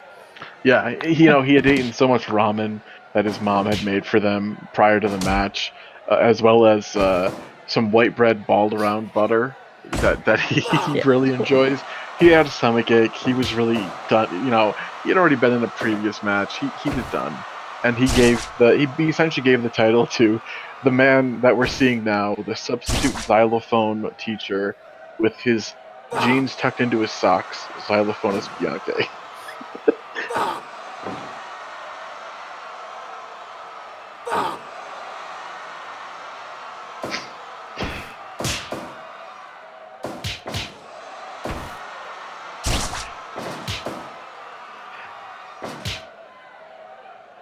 And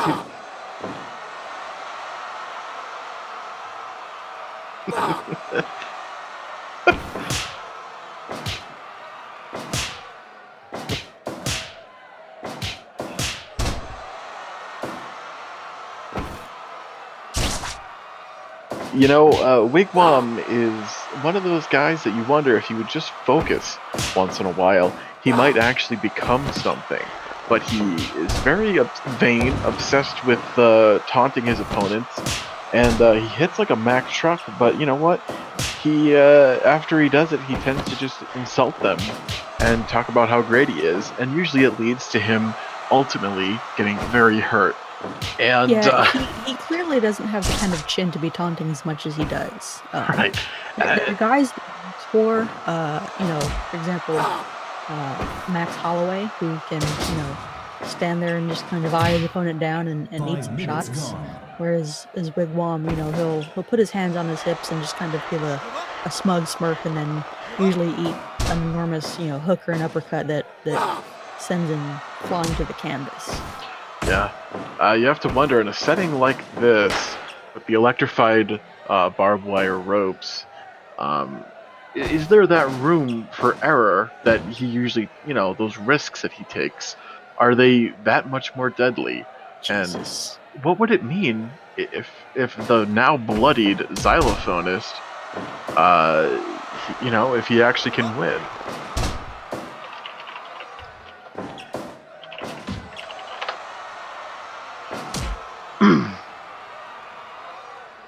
Wow. We have a bloody xylophonist.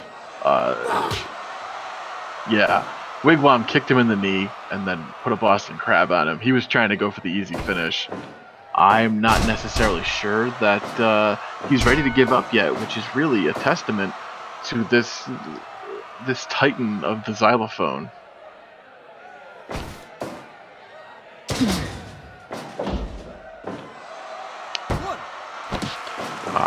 He's getting hit in the balls a lot, and you have to, a man like this recovering from the very felt longer than it probably was No Nut November. Oh God, who was taking part in No Nut November?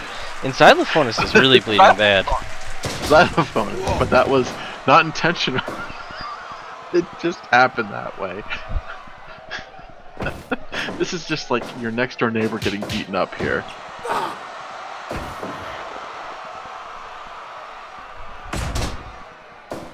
My God, he's trying though. He's really trying. And I appreciate the fact that he tucked means into his socks to try to protect his ankles from getting cut out. My God, he almost pinned Wigwam.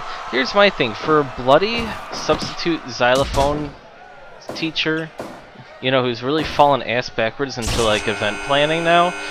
Folks, we got 20 seconds until this whole place blows up. Will Xylophonist even be able to handle this? Slutting Bianca already has open cuts from last night and earlier tonight. Oh my God. No, this is not good. These men, this is the inherent problem with this sort of match. Holy Jesus. My God. Now Wigwam, the tables have turned. Oh my God, Xylophonist has him. 2, 3. Xylophonus has pinned the man. Xylophonus had pinned Wigwam, but Mr. Bianchi is knocked out. He was knocked unconscious. Wow. You have to wonder. This is, my God. I'm in shock here. His family. He knocked out Wigwam's your new champion with the nut shot. Xylophonus got knocked out with a nut shot. This is just terrible. This is just terrible. Wow. I don't think it. It's horrible. It's all because of No Nut November. That really exactly. It just messed him up. It did. And Bix hated it. I want to know. I would like to know what Murph gives it, stars wise. But that's a shocking moment right there. That's a shocking moment.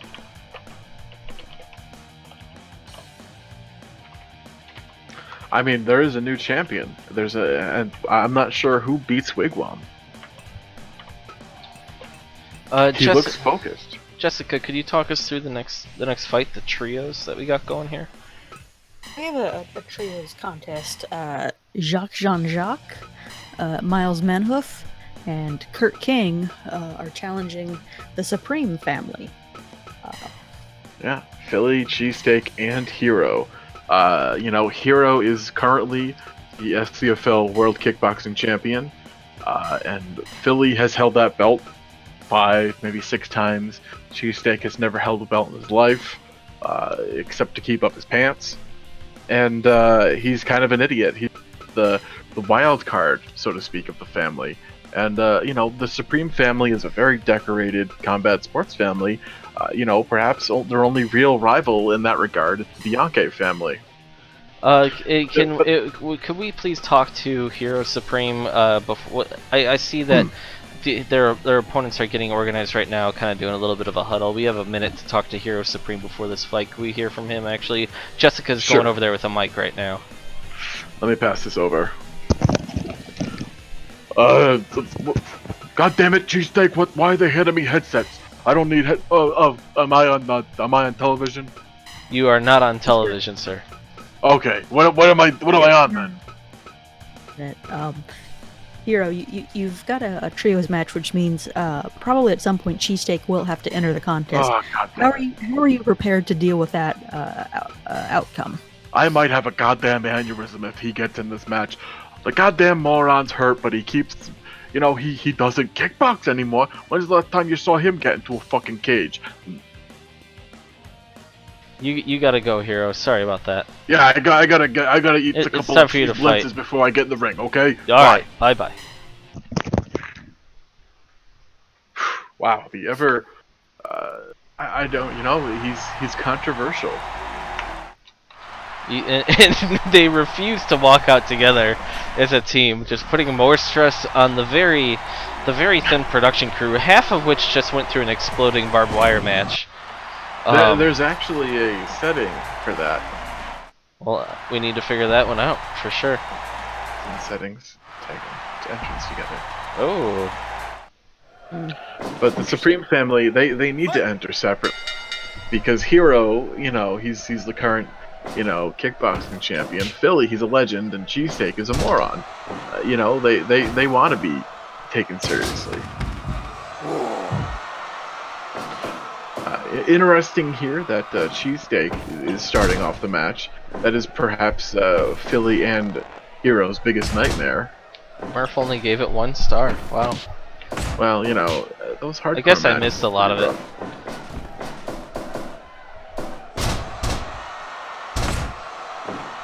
it. A lot of conflicting colors here.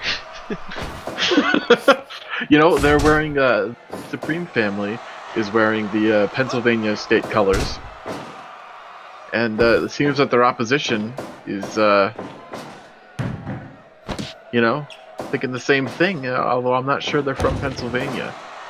It's certainly an interesting combination. No, Jacques and Miles have spent a little bit of time together. Mostly Jacques trying to take Miles under his wing.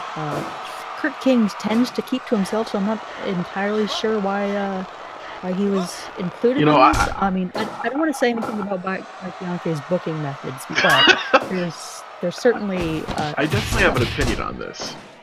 I think a lot You of know, people do. Yeah, I definitely feel like Mike Bianchi had something in mind when he created this trios team of disparate men.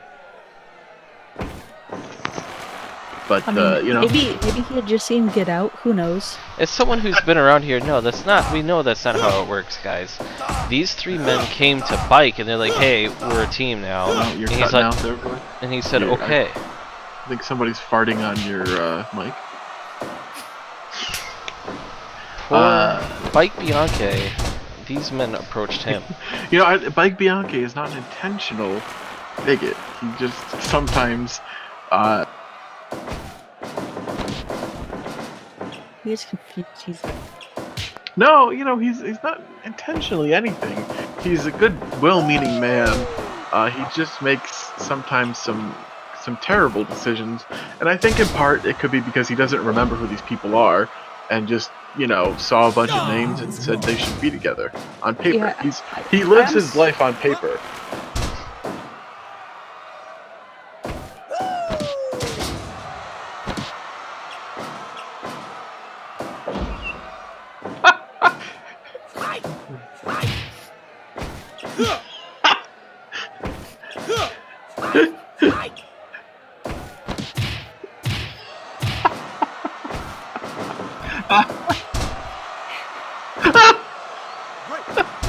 Oh, terrible.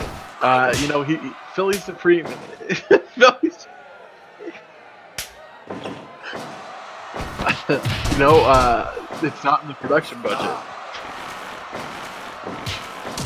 You know, Philly Supreme. He's in there with Miles Manhoof, and now he's in there with Kurt King, and Hero's in there now. These guys are, you know, we just heard from Hero, and he's, you know, certainly colorful when he speaks.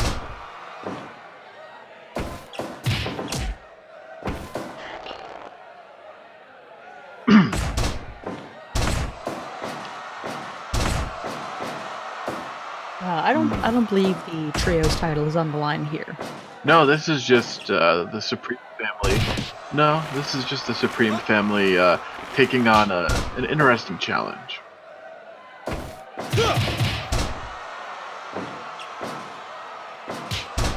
Yeah, I mean it's Philly has his boxing shorts on. You know, Cheesesteak has his little undies, and Hero has a pair of pants.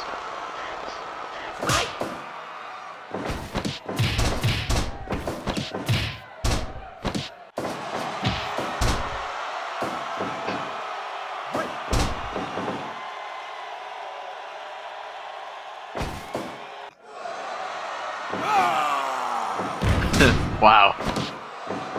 I mean, this is. Oh.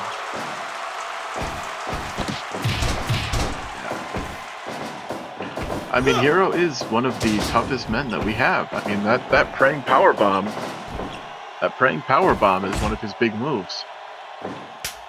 You know, he's not a religious man. He's not a religious man, but he's a man who likes to, you know, he's flair for the dramatic. No, Murph.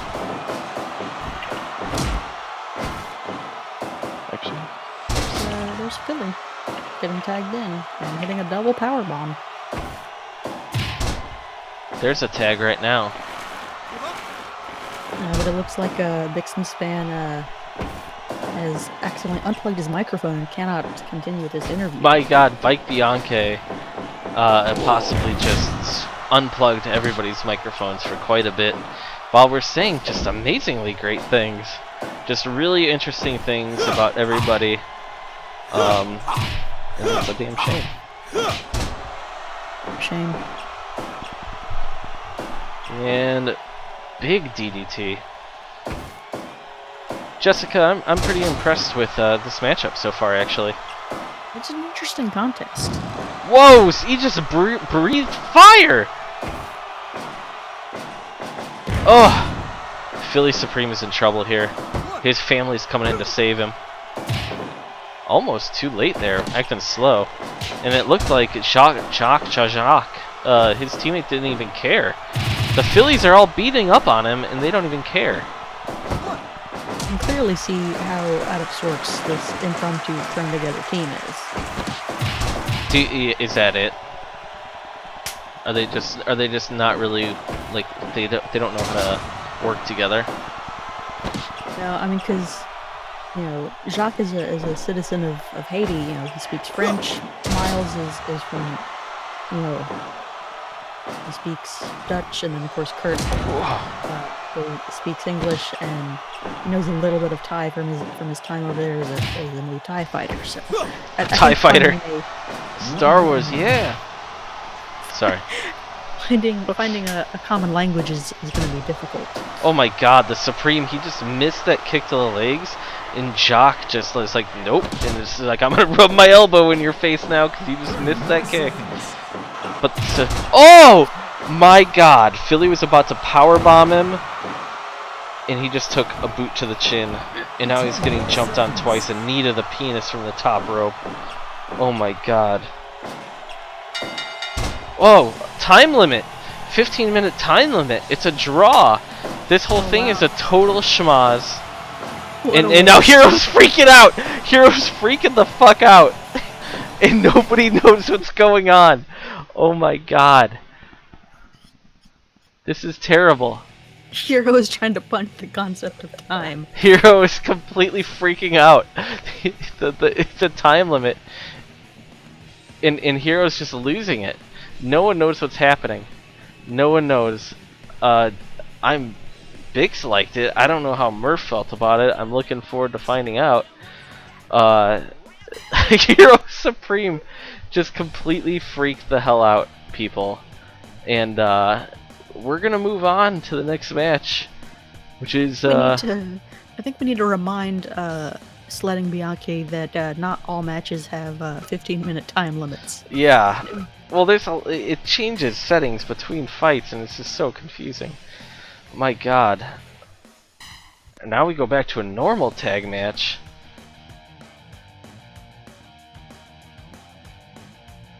Gonna block you from the meat and potatoes here. So Jessica, talk us through this next match with Fortune and Tapas versus Ito and Esposito. Ito Esposito. So, immediately Ito and especially Esposito, as I sometimes like to call them, Adverbs International, they went pretty far in tag team tournaments, losing ultimately to I believe in the finals to the off-kilter combination of Torvald Harrelson and Magomed Ashmanov. But they did really well throughout that tournament. And Fortran were sort of thrown together when the other a couple events ago, Kaizen Ishikawa again showing his unfamiliarity with the United States, was lost and unable to attend the event. So Tapas and Fortran were thrown together, I believe against let me look that The up Missouris. real quick. In a landmine death match, and Tapas, Tapas and Fortran really impressed. Fortran especially, in my opinion. But this is more of a standard tag match test to see if these two can do well in a non-exploding setting. Absolutely true. Wow.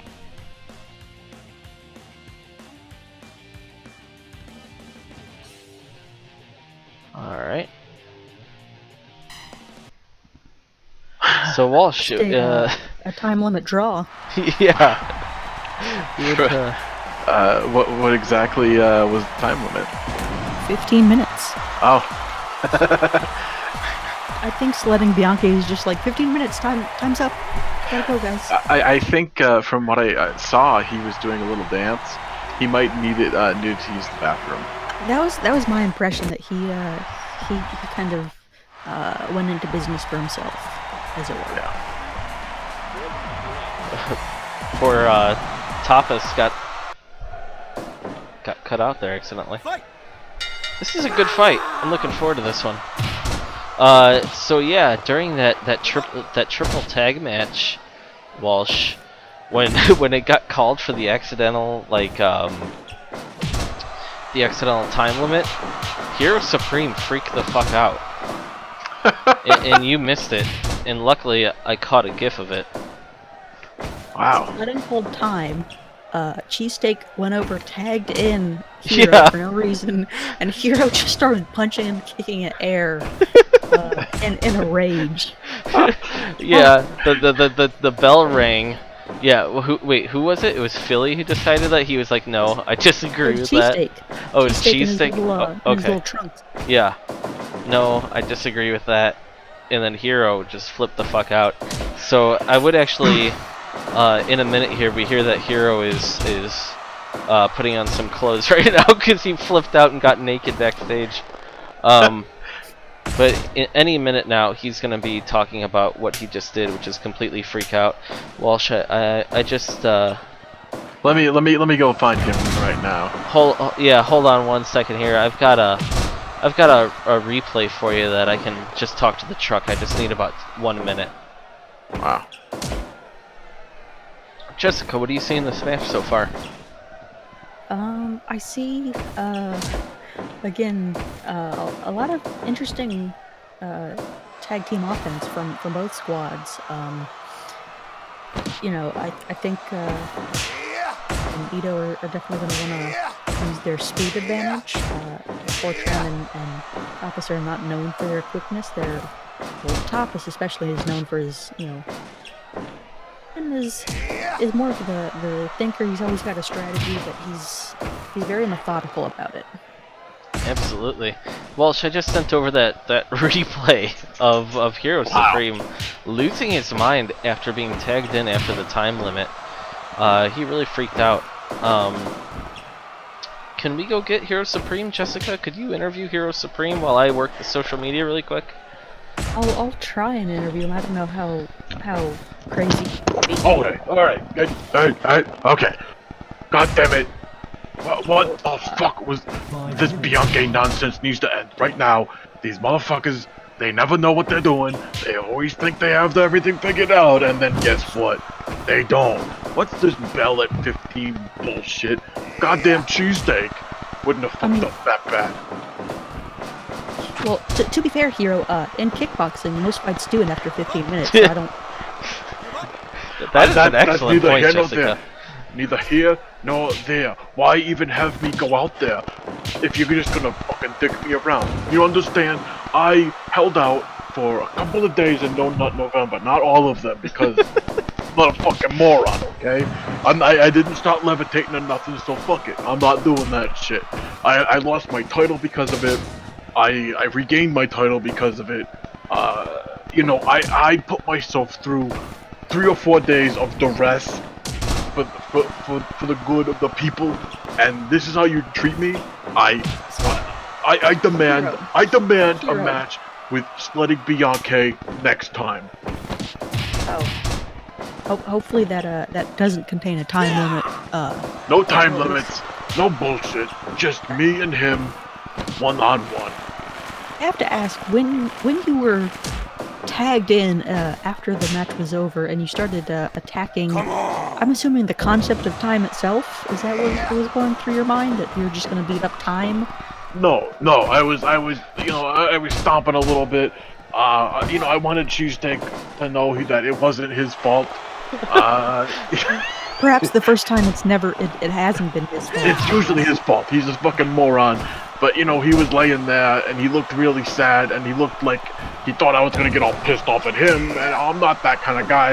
You know, I really So do. what? You started kicking and punching at the air? What do you plan on? I was very upset, and perhaps at times I take things out a little bit too much on Cheesesteak, and you You're know, having a tantrum like a baby. Like I had baby to, Hayes.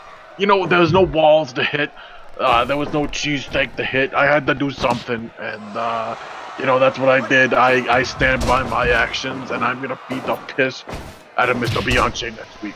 Wow. Now back to No Nut November. You say you lost and regained the title from it. So you lost because you didn't nut, and then you regained it because you did nut. Is that how it works? No, see, it's more complicated than that. I lost because Cheesesteak introduced the concept to me via Twitter.com.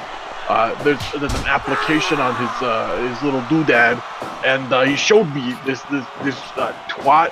I think a twat. Yeah, it's a twat. And Twitter. It was oh yeah. Anyway, it was some guy fucking levitating because it was No Nut November. So I had no clue about any of this shit. So my mind is clouded because of why would somebody not nut? Why would somebody be able to fly because of not nutting? And I lost my title that night. But I got a rematch, and I had been channeling No Nut November for a couple of days, and it really helped me out.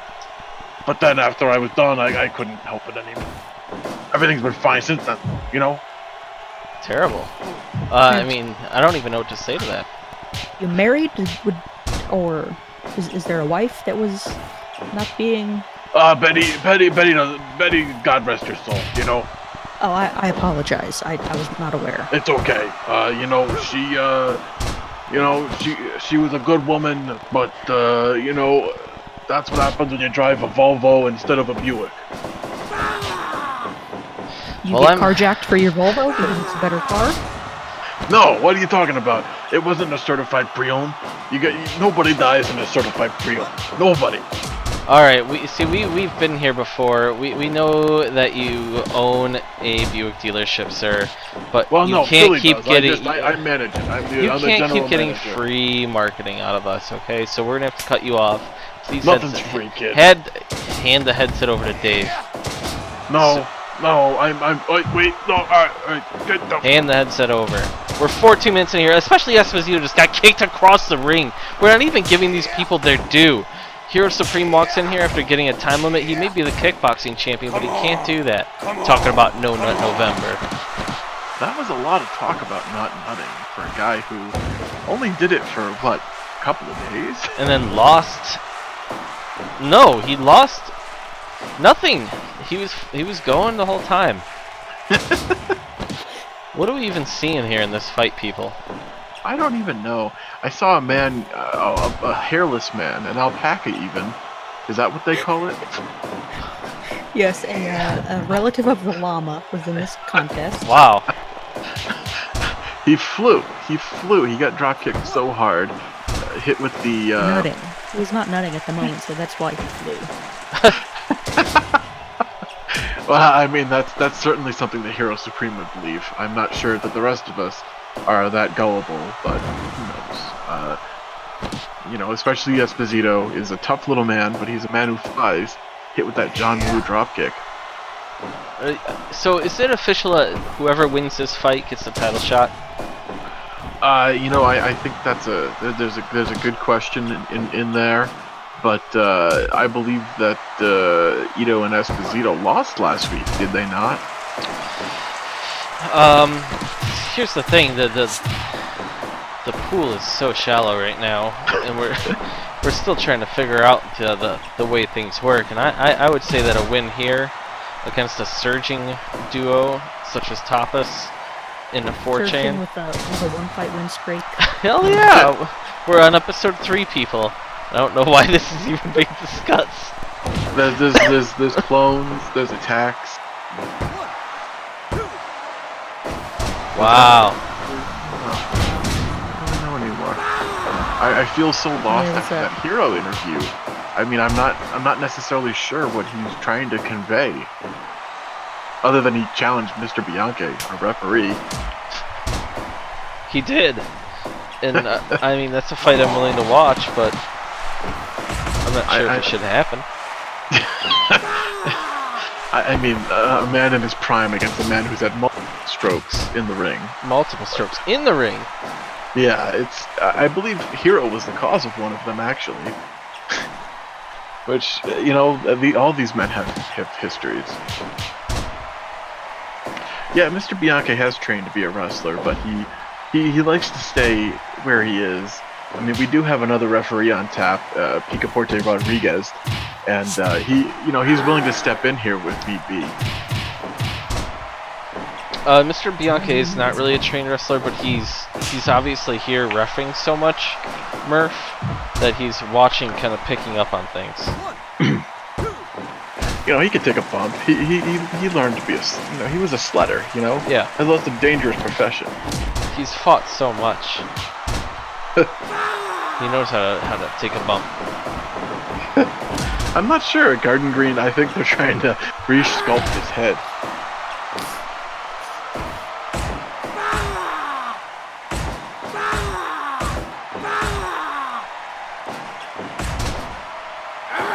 Esposito really showing his striking prowess. Oh. I mean, he hits hard. Is this for a Tapas guy. in the pink? I can never remember. Yeah. I like Tapas. His run last night. Oh, speaking of people, yeah, they are. Yeah. Sorry, I missed that, Murph. I understand what Walsh said now. filled. Yep.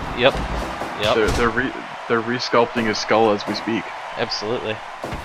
I'm very concerned about Garden Green. Immediately Ito sees that his friend's in trouble, then he goes right back out to deal with 2 people. Immediately Ito is a man with chest hair. He's a tough guy.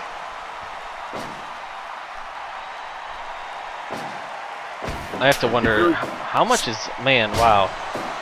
Especially Esposito just refuses to tag out. Yeah, he's taking a lot of damage here. I'm not necessarily sure. He feels. Whoa. Oof. Sliding elbow. There's Ito. The strikes.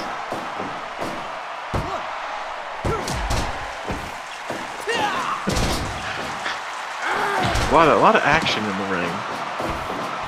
You really have to wonder when Esposito. Whoa. Wow. Immediately Ito nails him, throws him up in the air. I've never seen anything like that before. Could this be it? No, Tapas pulls out. Whoa. Oh, Jessica, the heart of Tapas is just truly incredible. We saw it on display last night in the TV title tournament. It's absorbing a lot of punches. This man's incredible.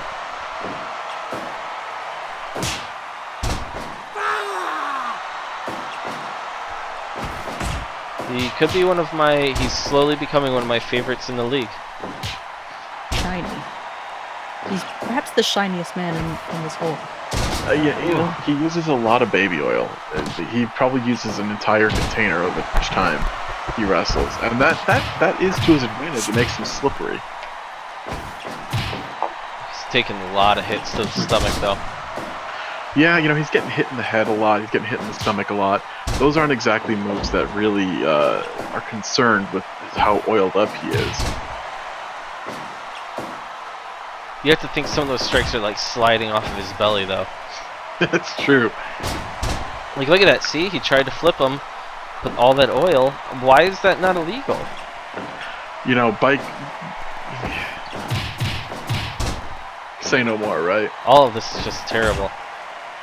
Does that kind of ruin Tapas for you, Jessica? The fact that he might be cheating without really knowing it? He's pulling an Akiyama, a sexy Yama. A GSP. He's We all haven't greased proven up. that it's baby oil. He could just be a naturally greasy guy, just a greasy, gross guy. He could be. Can anyone even remember the last time immediately Ito was in the ring legally? I don't know. Was he in the ring ever? We're entering minute 30 here. It's been a hell of a match. Oh, he's busted open. He just busted open Hardaway. Wow. I mean, I think we definitely know that. What the hell? Esposito Holy shit!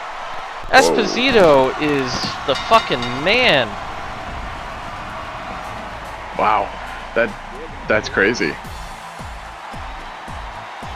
That was absolutely beautiful. Jessica, how does it seem? How do you feel about that? Terrible. Wow. That was absolutely incredible. 92%. Bix loves it. Murph loved the ending. Murph, I want to see how many stars you're going to give it. And then we're going to look at the next match. We're going to need... Wow. This is a big fight coming up here. And I think Jessica would be able to break it down. Discussion Davis versus Chucky Murphy.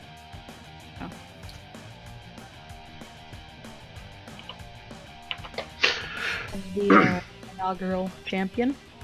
What was that? We have the inaugural champion, Chucky Murphy,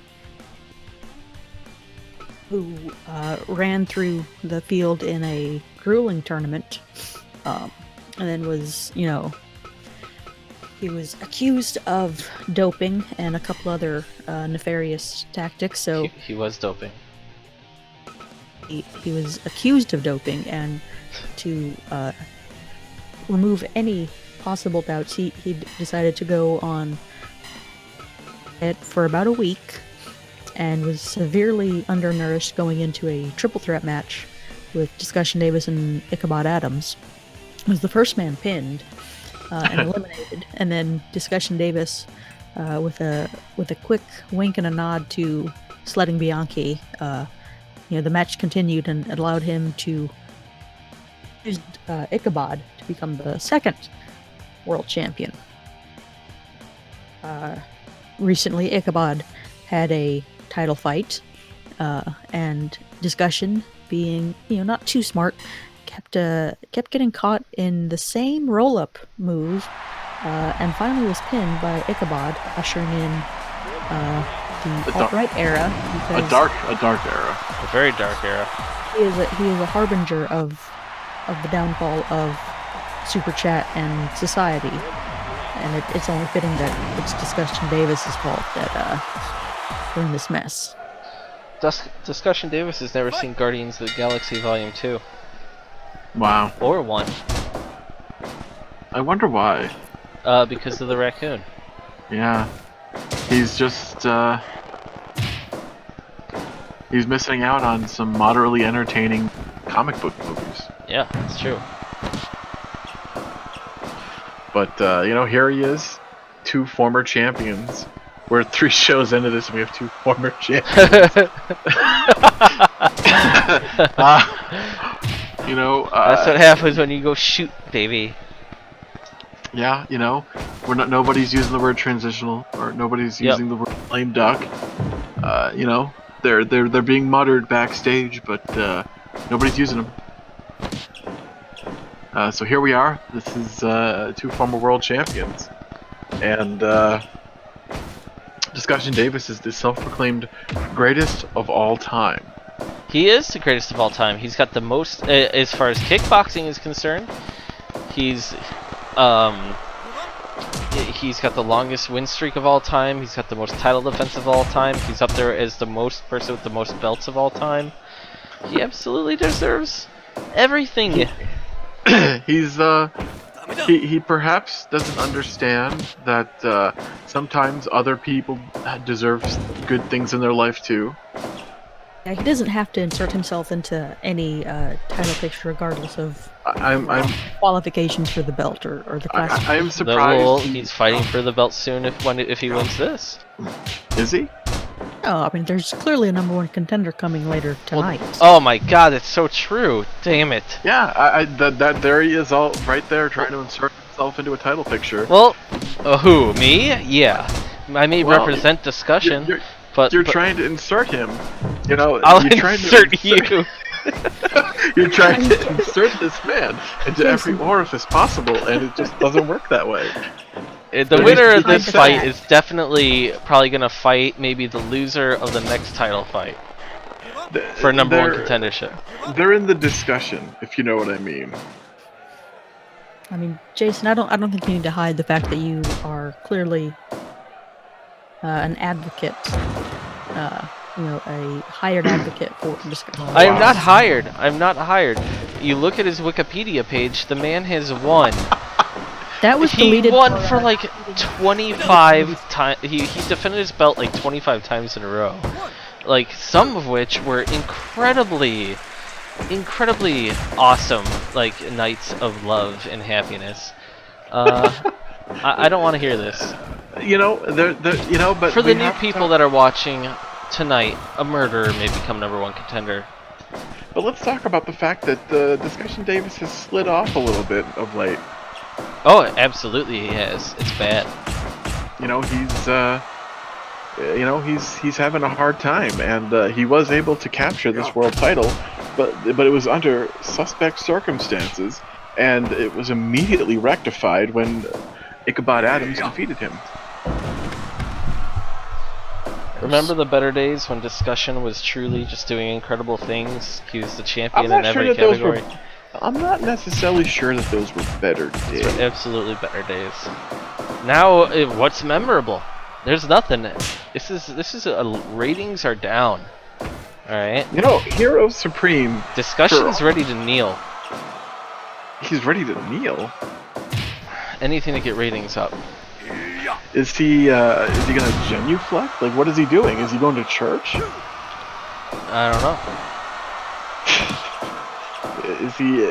I mean, I don't know. I'm confused by his kneeling because, here at SCFL, there's not the reason to kneel. We take a moment of silence to consider playing the national anthem. There's just no time, you know. and so now, yeah. The Right. Belly Ribbon Civic Auditorium is rented by the hour. You know, Mike can't afford this. Well, here's the thing. He can't afford it, but that's why he's working at the local school district in order to be able to get free time. He gets a free 3 hours a week. Yeah, but then, he scheduled a random .TV tournament last night, and, he used up a lot of his time. It's, he makes these decisions that he has to deal with them. 10 minutes gone.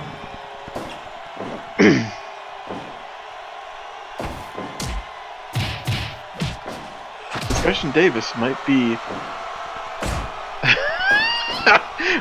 a man who he's divisive. He's 2006 John Cena. Hey, you know what? Watch. Maybe you should consider putting this stream in the article with the card. I did.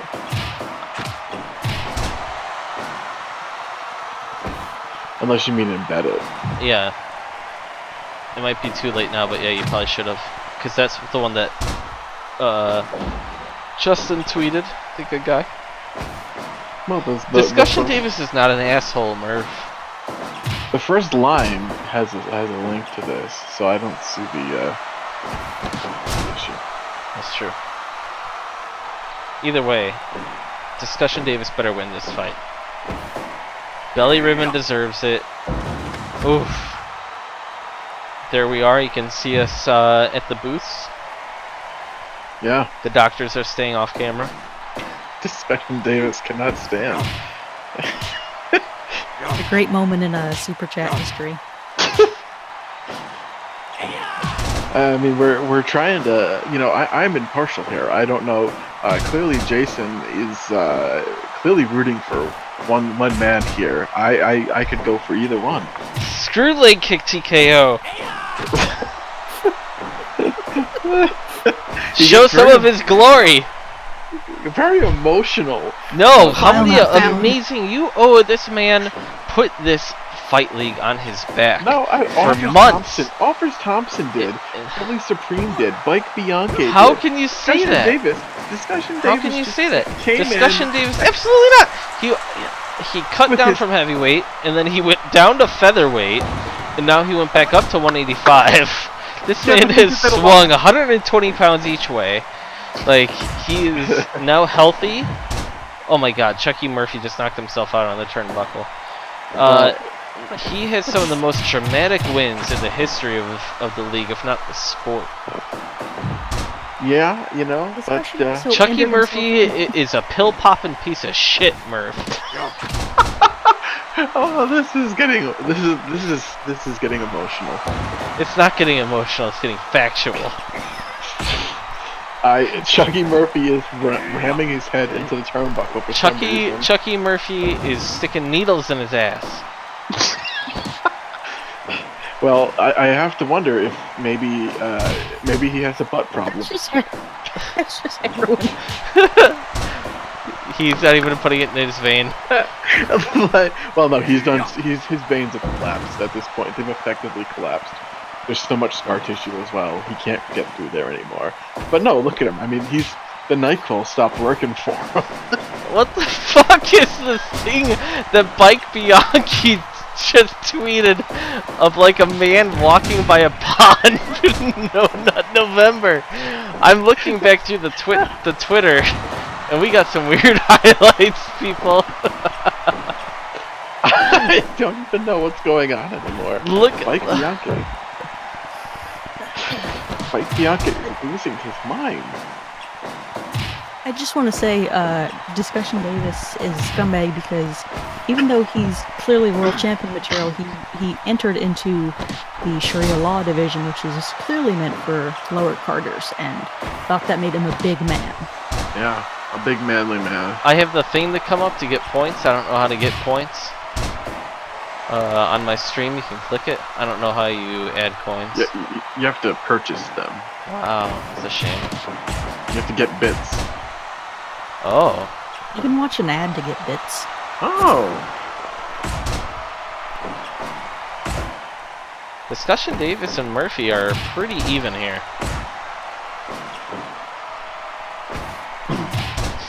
I feel like at this point, Whoa. Discussion Davis is,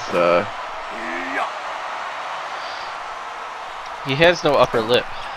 yeah, I feel like more people should be taking advantage of that. It doesn't really matter as much as you would think. Having an upper lip doesn't really shield you as much as you would expect. I mean, he's clearly got a mustache, so there's something there. But maybe he stole that hair from a small child in a children's hospital or something because the kid had a title belt. I don't know. He's a greedy man. He's a champion and a hero in his own mind, and in the eyes of many, he's a villain. A lot of people got mad at John Jones for refusing to sign people's, kids' replica title belt because he said they didn't work hard and earn that belt.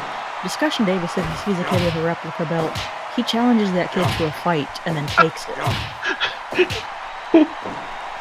it's rightfully his.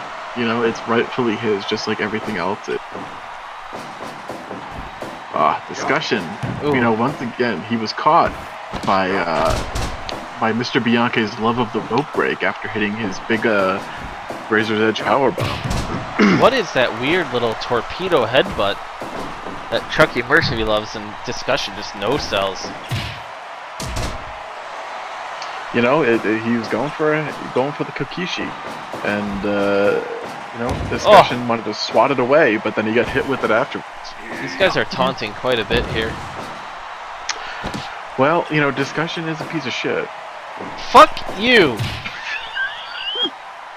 He's one of the greatest, he is the greatest champion. And Okay, I'm not going to sit by, you know, journalistic integrity, broadcast integrity. It's this TVMA. This is mature audiences. Discussion Davis that you're seeing right here is royalty. He's royalty. Yeah, you know, Hulk Hogan great champion, held a but lot he's of still an titles. asshole. Yeah, nobody likes. And I Hulk can tell Hogan. my broadcast partners to fuck you. Well, you know, I mean, the reality is that Discussion Davis is a divisive piece of shit, and we're seeing it right You're here. a divisive piece of shit. And Chucky Murphy is just, I don't know, every time he gets momentum, he rams his head into the turnbuckle. No one knows why this has happened. Wow.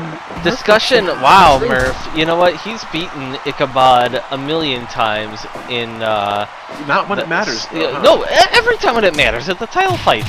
It matters every time. Look at these kicks he's There was taking. a title fight. There was a title fight last week, and I don't remember Discussion winning that. Son of a bitch. Oh, wow. Son of a bitch. Yep. Well, Well, now clearly Chucky Murphy needs to be in a triple threat with Ichabod and whoever wins the 4-way next week. wow. Let's not forget here, people. My God, 100%. Bixen Span loved it. I wasn't even paying attention. Murph, I'd love to hear your stars. Walsh hasn't been updating the chat with the winner, the loser. You know, it's been a very engaging night of. Son of a bitch. Been a very engaging night. You know, Discussion Davis lost.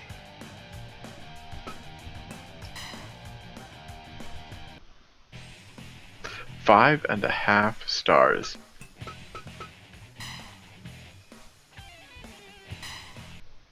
Is this first win or is it normal? This is first win. Yeah.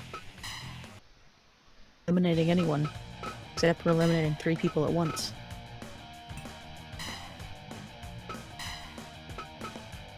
So please talk us through this, somebody. This is a big deal. This is what the whole night has been going up to. We got, you know, these 4 men who just went through a tournament of battle royales.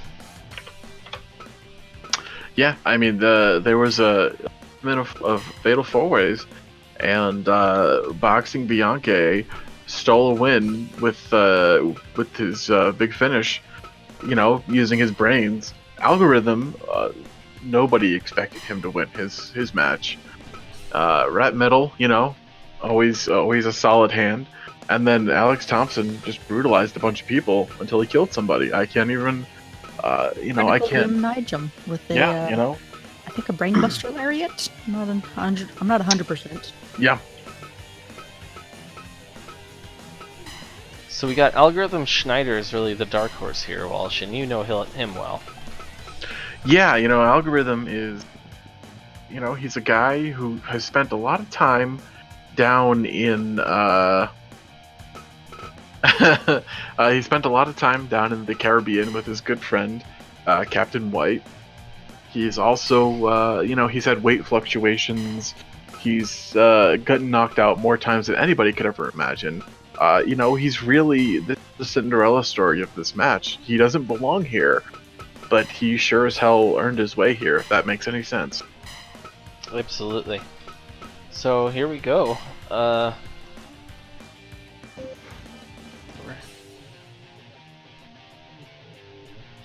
Fatal 4-way. for the #1 contendership. And the thing about this is that we see the man in the jeans and the white T-shirt, who fought for the .TV title last night. Alex Thompson is on a work order right now. He killed his family. He cannot win this title. Nobody wants him to get closer to the title. Yeah, I mean, this is It'd be the worst possible thing.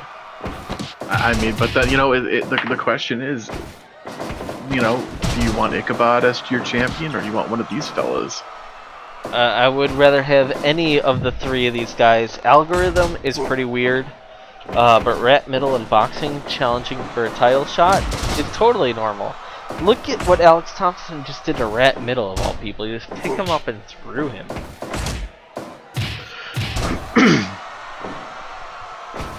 I'm gonna say if Algorithm won this, it would be pretty tremendous. I think I would love to see that. Jessica? I think no. reality is he's probably gonna get killed. He might actually be killed here. Superchat has not come to terms. That's fake news.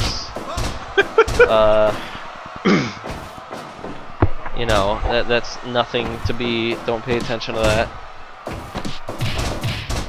It's irresponsible journalism.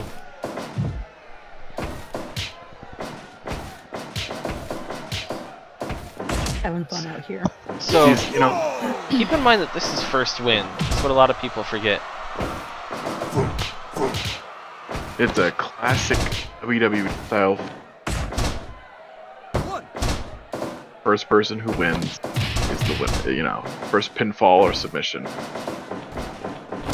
It's truly chaos.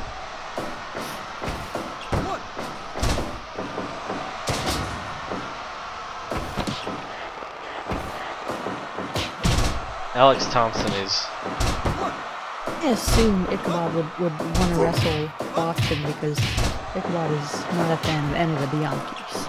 But they've changed. They've traded wins and losses before. Those two fighting would almost be old hat. It'd be like a warm cup of soup to this crowd. I think the money fight really is in Alex Thompson, sadly, just purely because you can market him as something. And I hate to be a cynic, but the man's a murderer, and that sells him these days.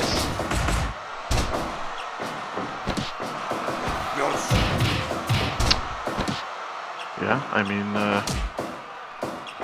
5 minutes. it's difficult. Back to. Yep. Wow.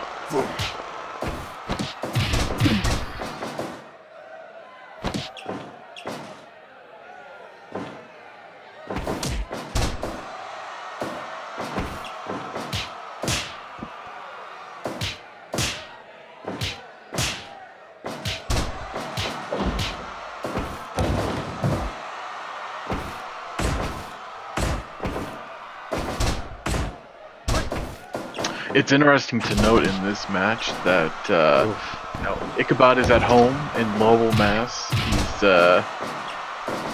He's currently not here. He's trying to enjoy his title win, but he's been having problems at home with his sister and husband. So he's, as always, unfocused and completely just a ball of rage.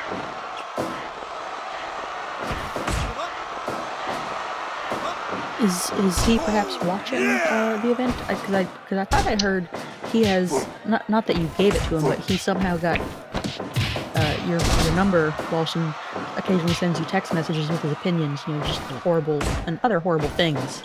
I mean, actually, I saw him react on Twitter a few moments ago. Who reacted on Twitter? Ichabod? Yeah. Oh God. Yeah. I'm sure it was something regarding this Discussion Davis. He hasn't commented on Discussions Lost, but, he did give a KEK to the very concept of this Fatal 4-Way match. That was less of a reaction than I would expect from good old Ichabod. He's really, I think he's trying to undersell these men, but it's pretty, I mean, Alex Thompson is perhaps the biggest threat to any human being in this league. He absolutely is.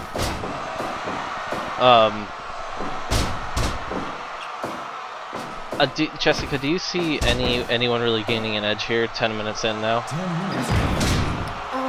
Not yet, but it's just because this match is so chaotic that, someone could be doing really well and, a flash roll-up happens on the other side of the ring that, wins it all. So You're right.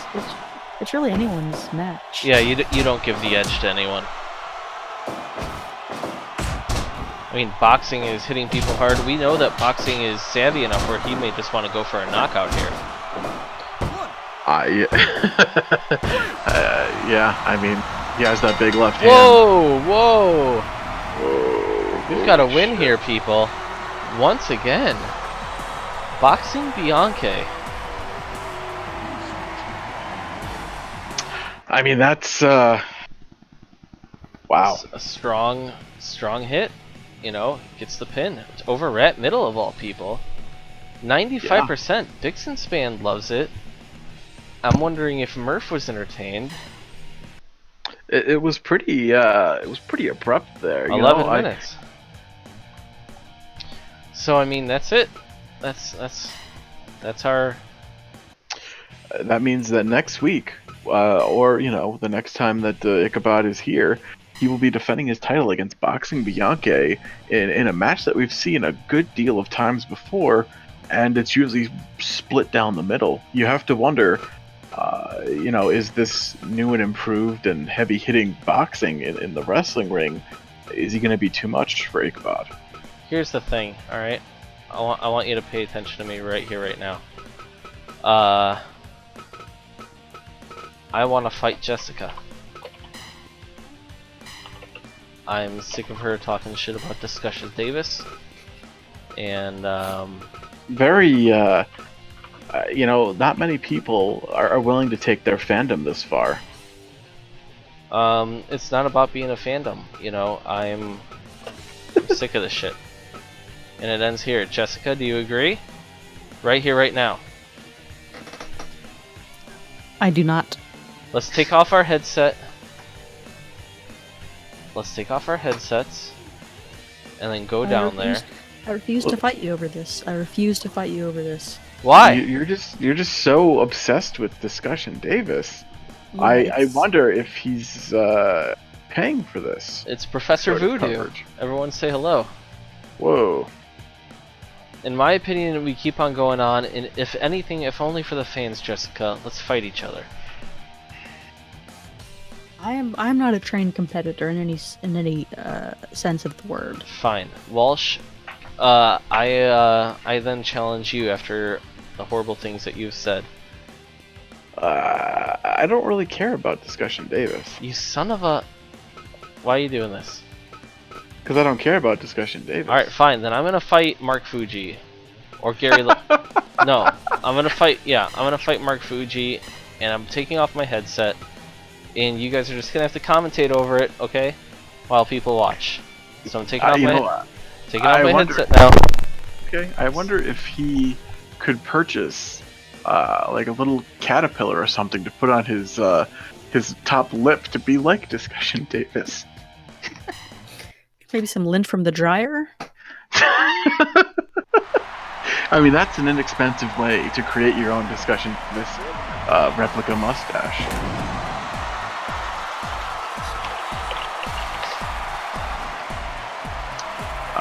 So here we have a battle of two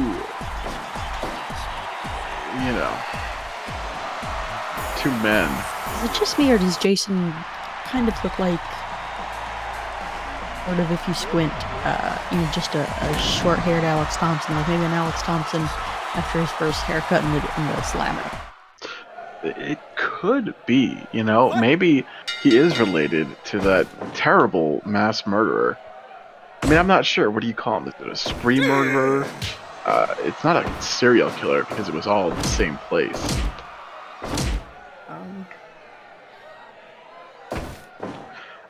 This is perhaps the most meta of all matches possible, where Jason Navarra, a writer for uprocks.com, is fighting Mark Fuji, a public relations employee of Blizzard Entertainment. And I'm not necessarily sure. I've heard these two argue on and off for years now. I'm not sure how it spilled over into the ring like this. Jason's just all worked up about Discussion Davis losing. He just had to fight someone. Yeah, his hero lost, and he has to, this is Mike Bianchi just doesn't care. If somebody from the crowd wants to get in the ring after the show is done, let it happen. That's they sign waivers, and that's it.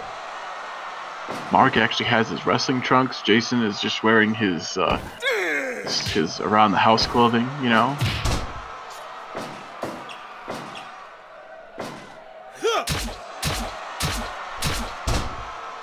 And all of this is happening while Alex Thompson, a known murderer, being strapped back in and rolled out of the arena. Disappointed. It's one of his few losses in wrestling. Yeah, I mean, it was he wasn't even involved in the decision. None of us He expect. looks strong. Yeah, of course, he can't actually. He lost the other night. He can't. Not 2 nights in a row. He wasn't. He didn't lose the match. He just wasn't involved.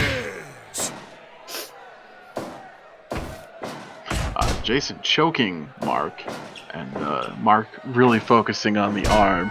Mark, of course, looks to finish with many variations of the Utushigaji Jujigateme, the arm bar, and Jason opts to just go for the stabbing and choking and, the occasional pile driver or power bomb.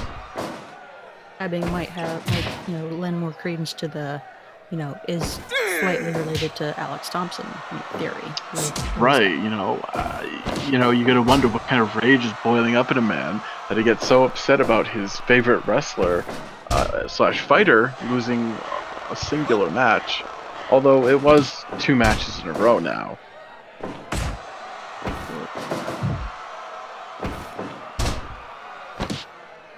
Discussion Davis, you could make the argument of him being the greatest of all time.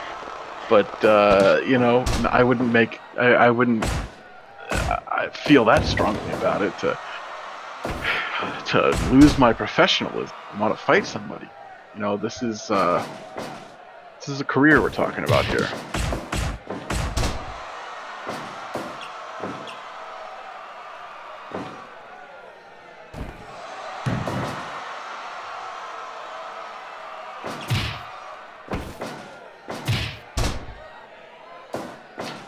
These two men are friends, but you wouldn't be able to tell by this match.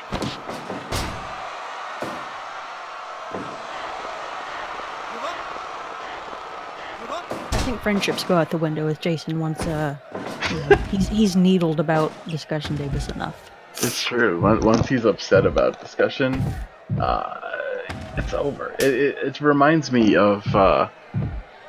I'm trying to think of a good super fan and fighter or wrestler. Like, I guess he could be like one of those weirdos in the front row of Raw every night kind of people.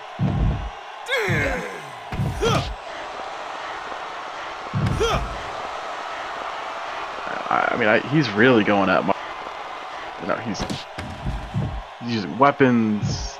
This is not what Mark signed up for. He didn't sign up for barbed wire bats and sledgehammers and being choked outside while people holding stupid signs just shake them at his face. This is he came here for light entertainment, maybe a couple of drinks.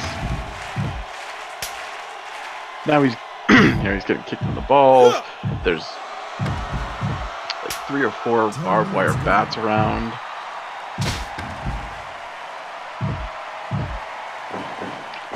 Mark's going for arm bars on the outside, and nobody's there to call it. Why are there so many barbed wire bats? Like, that is an insane amount of barbed wire bats. To the point where he's reaching for more, and all he can find is chairs now.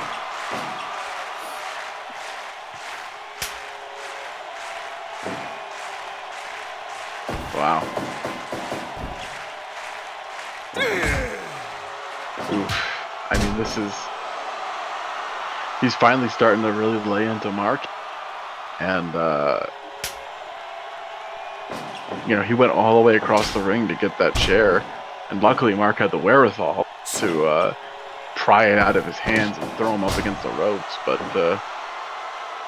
He's looking around seeing if he can hear us talking shit about him. perhaps, He's trying to kill Mark. That was an unprotected chair shot to the back of the head. yeah, I mean, he's not, Jason. He has gone full Jason, where he is just, he's looking to hurt somebody.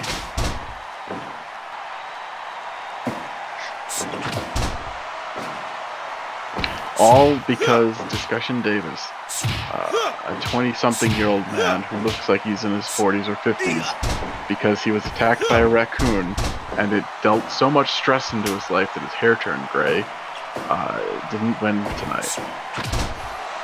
Didn't win and now can't go fight for the title again.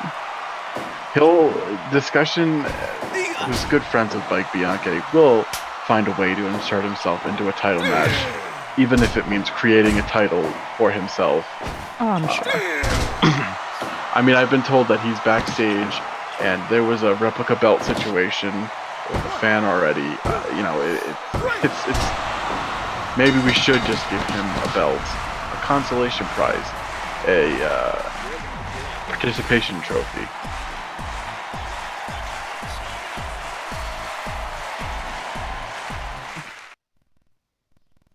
So that the Russian leg sweep was all it took to put Mark away, and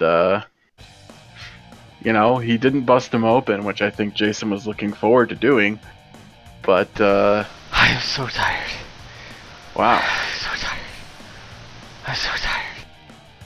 What were you thinking out there with all those bats? Yeah, why were you trying to kill Mark? I just had to do it. It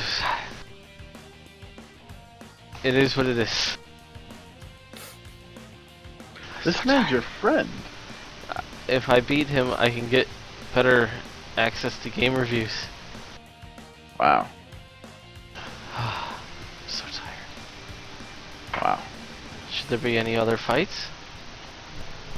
I think that's it for tonight. Oh, Personally. I'm so tired. All right. Wow. Well, if that's it, then good night to everybody. Thank you all for joining us. We'll be back next Saturday night, and perhaps another time in the interim, and we will let you know what is planned for next week. All right. Thank you again. Signing off. Goodbye. Good night.